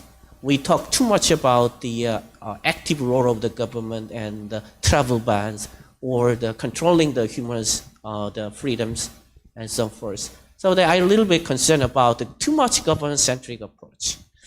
And finally, the developing countries' situation is very diverse. And this diversity actually provides new ideas how to overcome this COVID-19. Some countries suffer from the shortage, the decline of the limiters, and other countries talk about the decline in the tourism industry, and some countries talk about the growing decline of the economy. But in fact, if we look at the Vietnam data, and I can find that some industry in Vietnam actually they are getting better. Some industries in export is much better than before. So there are some differences within the countries or between the countries. And these kinds of differences means that if international society try to help the developing countries, then we have to figure it out the country-specific solutions. Without considering these differences, but just to provide a general solution to developing countries, these kinds of general solution may not work in each countries. So we have to understand these diversities. And this understanding of the diversity allow us to learn more universal lessons from the COVID-19. So diversity and the universality should not be the contradictory concept. So today we got the more ideas about the different situation of the countries, and this should be translated into more general ideas how to collaborate each other for rebuild our international communities. Okay, I think that is the major message from the commentators and also from the contributors of this COVID-19 reports. Okay, I will stop here and I will open open the floor to get the questions about any issues about this COVID-19 cases okay, so please feel free to ask any questions.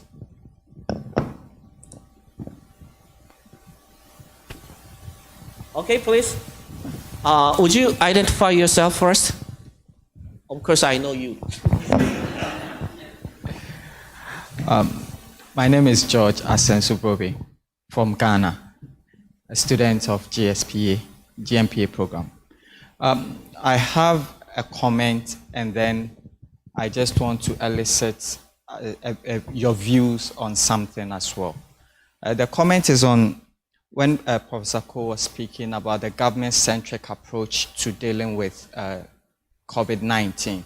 I believe those of us coming from developing countries, the government is actually central to everything we do. And the private sector is a bit limited in contributing to some of these things until government provides them the platform. So I think the different systems does not allow the private sector to be integral in dealing with issues of this nature. That is my comment.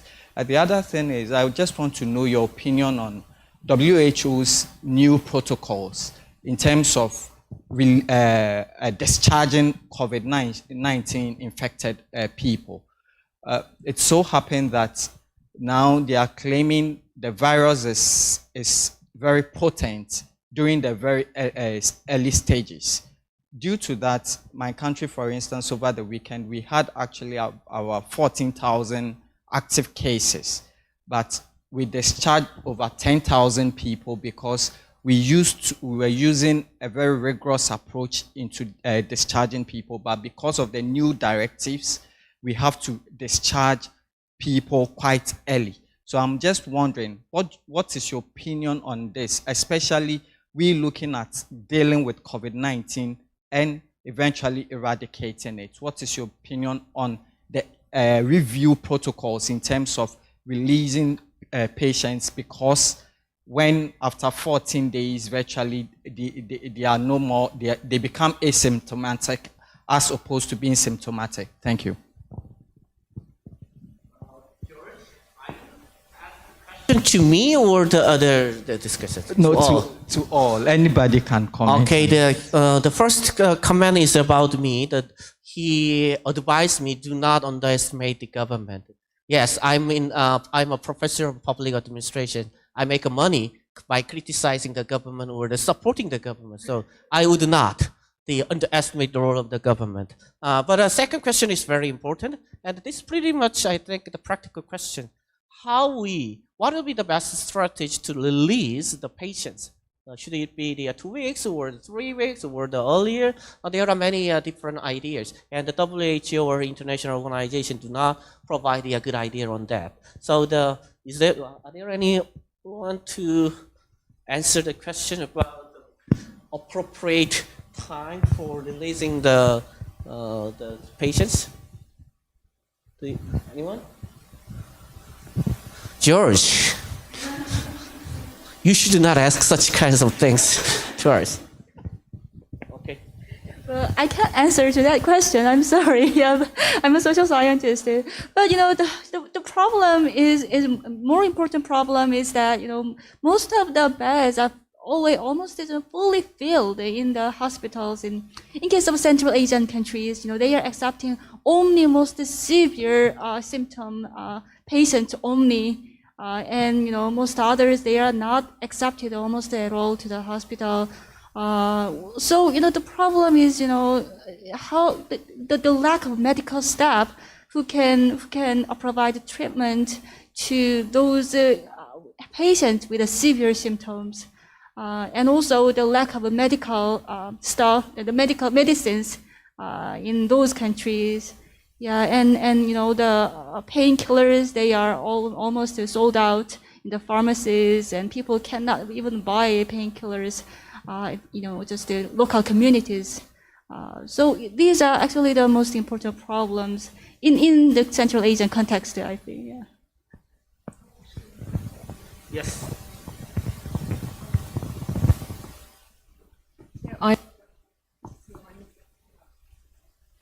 Viruses.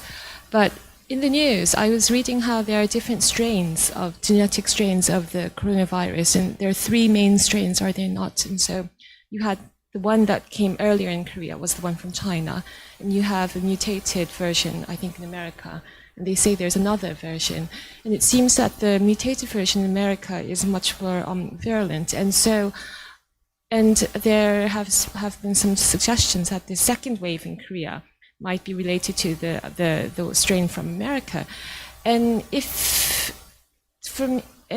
there are 3 different strains, and if the way the virus acts is different among strains, I was thinking that it would be quite logical to have 3 different approaches to how you deal with this, and perhaps that's something that the WHO should be doing. And it did occur to me in looking at all of your presentations that maybe the different strain, because the different countries obviously will have different strains, and I don't know if you have had the capacity, each country has the capacity to identify which strain it is, but it would be interesting to, in the future, look at the cases in that kind of context, to categorize according to the strain, and then see how that worked, or how the virus developed, or how it affected society in that way.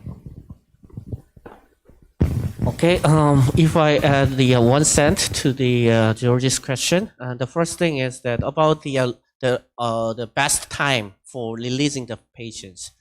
Discharging policy would be different across the countries, but the WHO actually should do this, but unfortunately the WHO does not provide a good advice. But in Korea, a couple of days ago, the medical doctors investigate the cases, and they find out that the 2 weeks would be too long. Based on the scientific research, they try to propose the more appropriate and rational the days for releasing the patients. So each country should find out which days would be good. But at least at this moment, if we follow the advice from the Korean medical doctors, 2 weeks would be too long. And the second advice from the medical doctors is that we have to prioritize the patients. the young people like you would not necessary to go to the hospital. You can stay at home. But old people like me should be well cared. So this is the kinds of prioritizing the patients. We have to provide the very rare medical resources to the urgent patient first. So that we have to develop some plans how to wisely use this, the medical resources. And probably that would be related to how we quickly discharge the patients. That depends on the country situation. Okay, but the bottom line is to get the good ideas, we should do research first. That is actually the role that the WHO and the international community, the professors of the international society should do for the people. Okay. Any questions?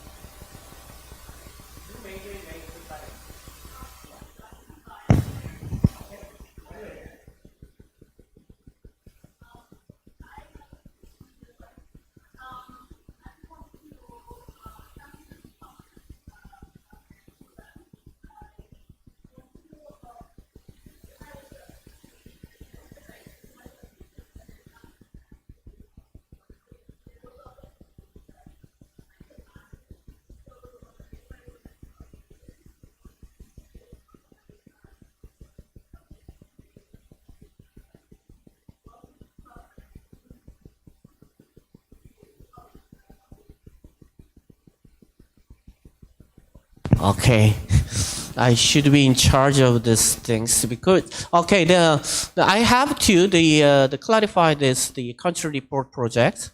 Now all the project would be the online if you want, and this country's this country report would be revised, or the other external commentators will ask you to change some contents. And if we do this process over and over, then we come in to realize that who are the authors and who are just the contributors, and who should be the first or the second author, like that. We do not actually argue these kinds of the authorship things. All this the country report prepared by our contributors is just contributors. And then once we feel that okay, the quality of the country report is really good, then ARIC, Asia Regional Information Centers, will try to prepare the publication as a report or the book, the monograph. But the target, the major goal is not just for for the academic publication. We want to use this opportunity to share the information with the other sides, other part of the world. So but it's up to you. If you want to join, if you want to share your country report to the ARIC website, then you can do it, and we will be very happy to do that, and also to give the comments. And our ARIC members and our professors will provide the constructive comments to improve the quality of your country's report. So I had one more question about the publication thing. So I think we need a lot of effort to publish this into the academic journal. But I think if you want to publish your country report as a book, so we can publish the electronic version of the books we publish on the website, but we have the ISBN, so it will be counted as a book. So we can pursue that goal.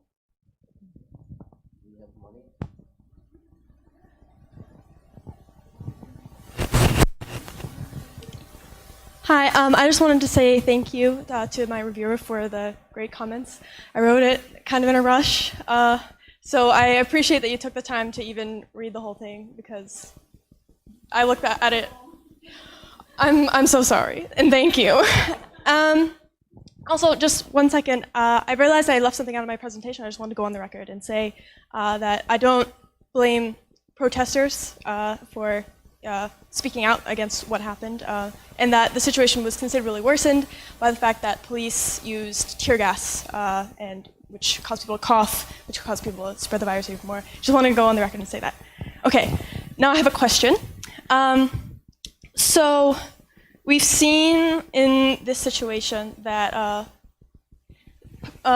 powers like the United States kind of failed to provide the type of global leadership that has normally been seen in the past in this sort of situation. So I was wondering what you would think if middle powers such as South Korea or a lot of the countries that came here today were to kind of form their own network, perhaps within the WHO or another international organization where they can kind of collaboratively form norms around democratic global health governance. Because I think Professor Ko mentioned concerns about democracy in the post-COVID era, because a lot of countries are kind of implementing like surveillance technology that could be abused in the future. So for instance, maybe an app like the one being used in South Korea could be combined with the legal framework used in the EU for the GDPR, something like that. What do you think? Would that be feasible? Would it be helpful? That's it, yeah. Clarify your question. So are you interested in the new global orders beyond the two superpower, or the future of the democracy? Which one is your main question? I guess kind of both, because so I think a lot of countries have kind of realized that superpower leadership is not a given anymore in a global crisis, whether it be from the United States or China or someone else. But middle powers, because of their position within the international network, are incentivized to be collaborative or creative, coming up with solutions to face these kind of problems because of their more limited resources. And so they have to work together. So I'm asking, like, if a more formalized institution or network were formed, do you think, where middle powers could kind of talk to each other about this, would it be helpful? Yeah.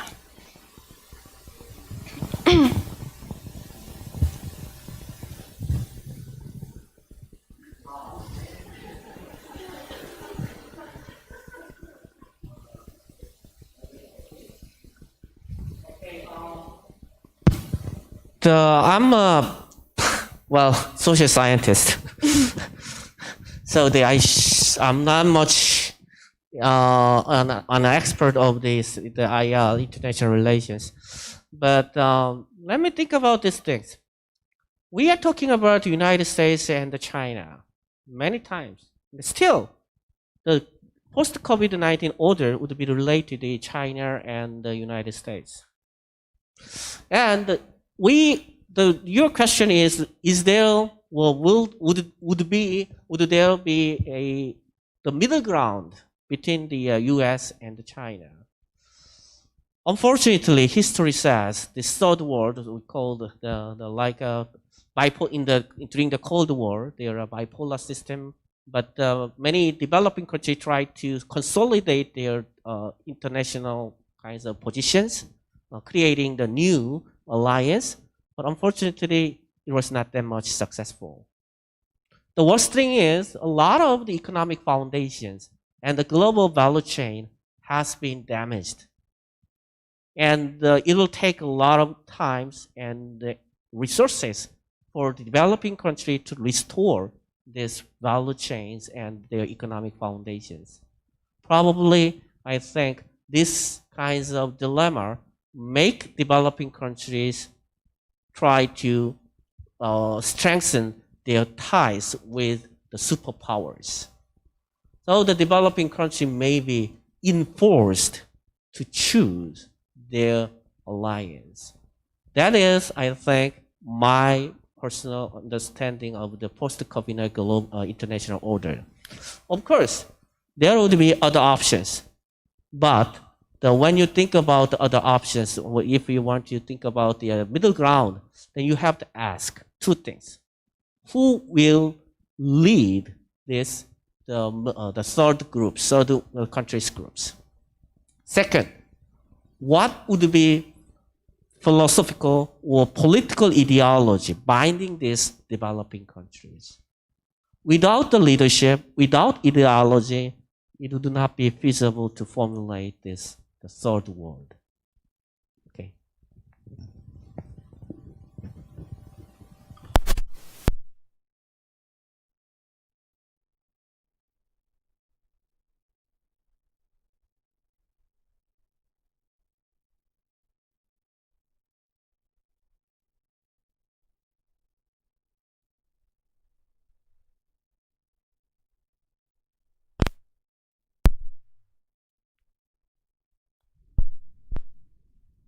I'm here today and for your hard work on reading on the research paper and give us very detailed and thoughtful comment. We are really grateful for that. I really want to thank you, all of you, and also on the member team for coming here today. It has been, you have opened a very interesting platform for every country, not to only dig in to research of their own countries, but also to such an eyes-opening experience to learn about other countries. And like for us, I think today we are all very special country because we are very diverse. There are so many countries here today, and we learn so many new knowledge and experience that wow, we have never thought of that before. So I know that since the COVID-19 breakout, nationalism or protectionism has been emerging, and globalization has never faced such kind of difficulty and challenges. However, I think that globalization and international cooperations still remains as our hope for the future. And as we are here, a young intellectual of every country, we should work together and for further research and further work and to keep watching at how COVID-19 gonna change the world. And I think the future is unpredictable, but we will always be positive and looking forward for a better future for all. Thank you so much.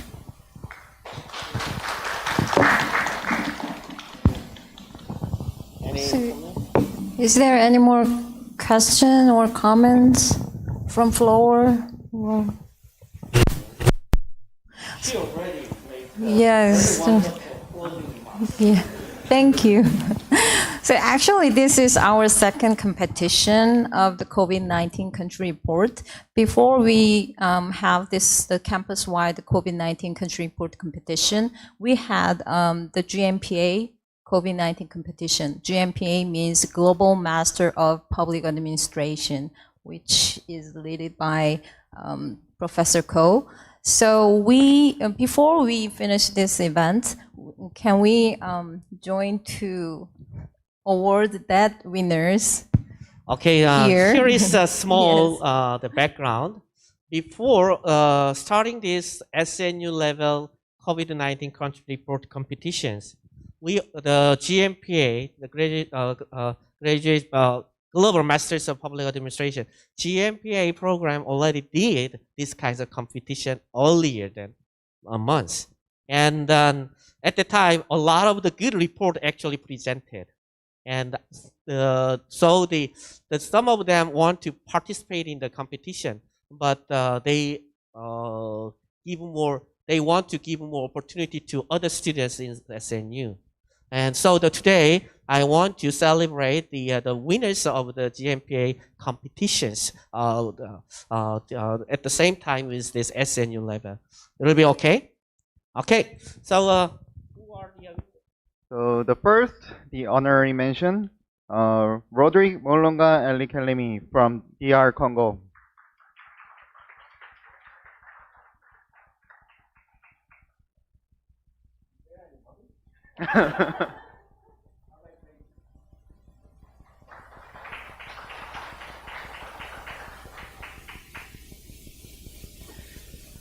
And the second prize winner, Richard Leong. Richard Leong is from Peru.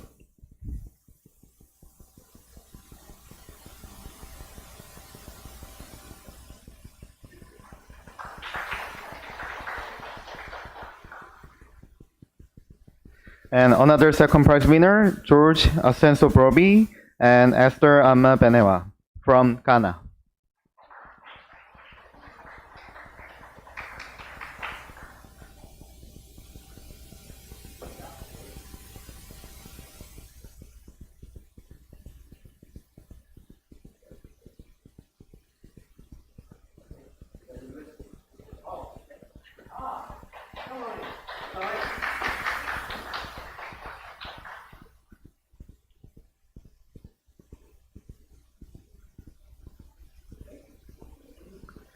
And last, the first prize winner, Kara Kalansingin, Christine Mamuyak, Augustus Darak from Philippines.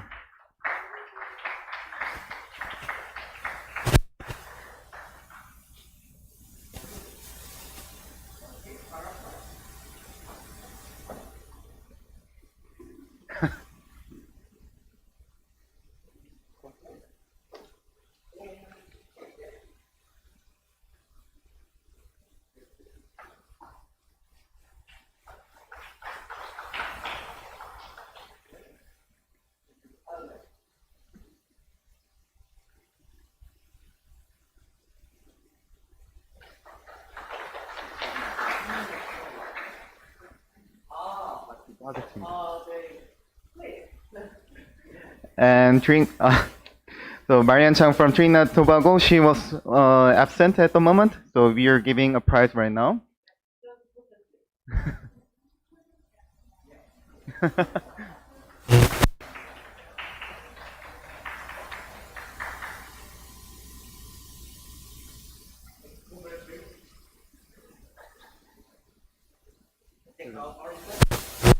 So closing remarks.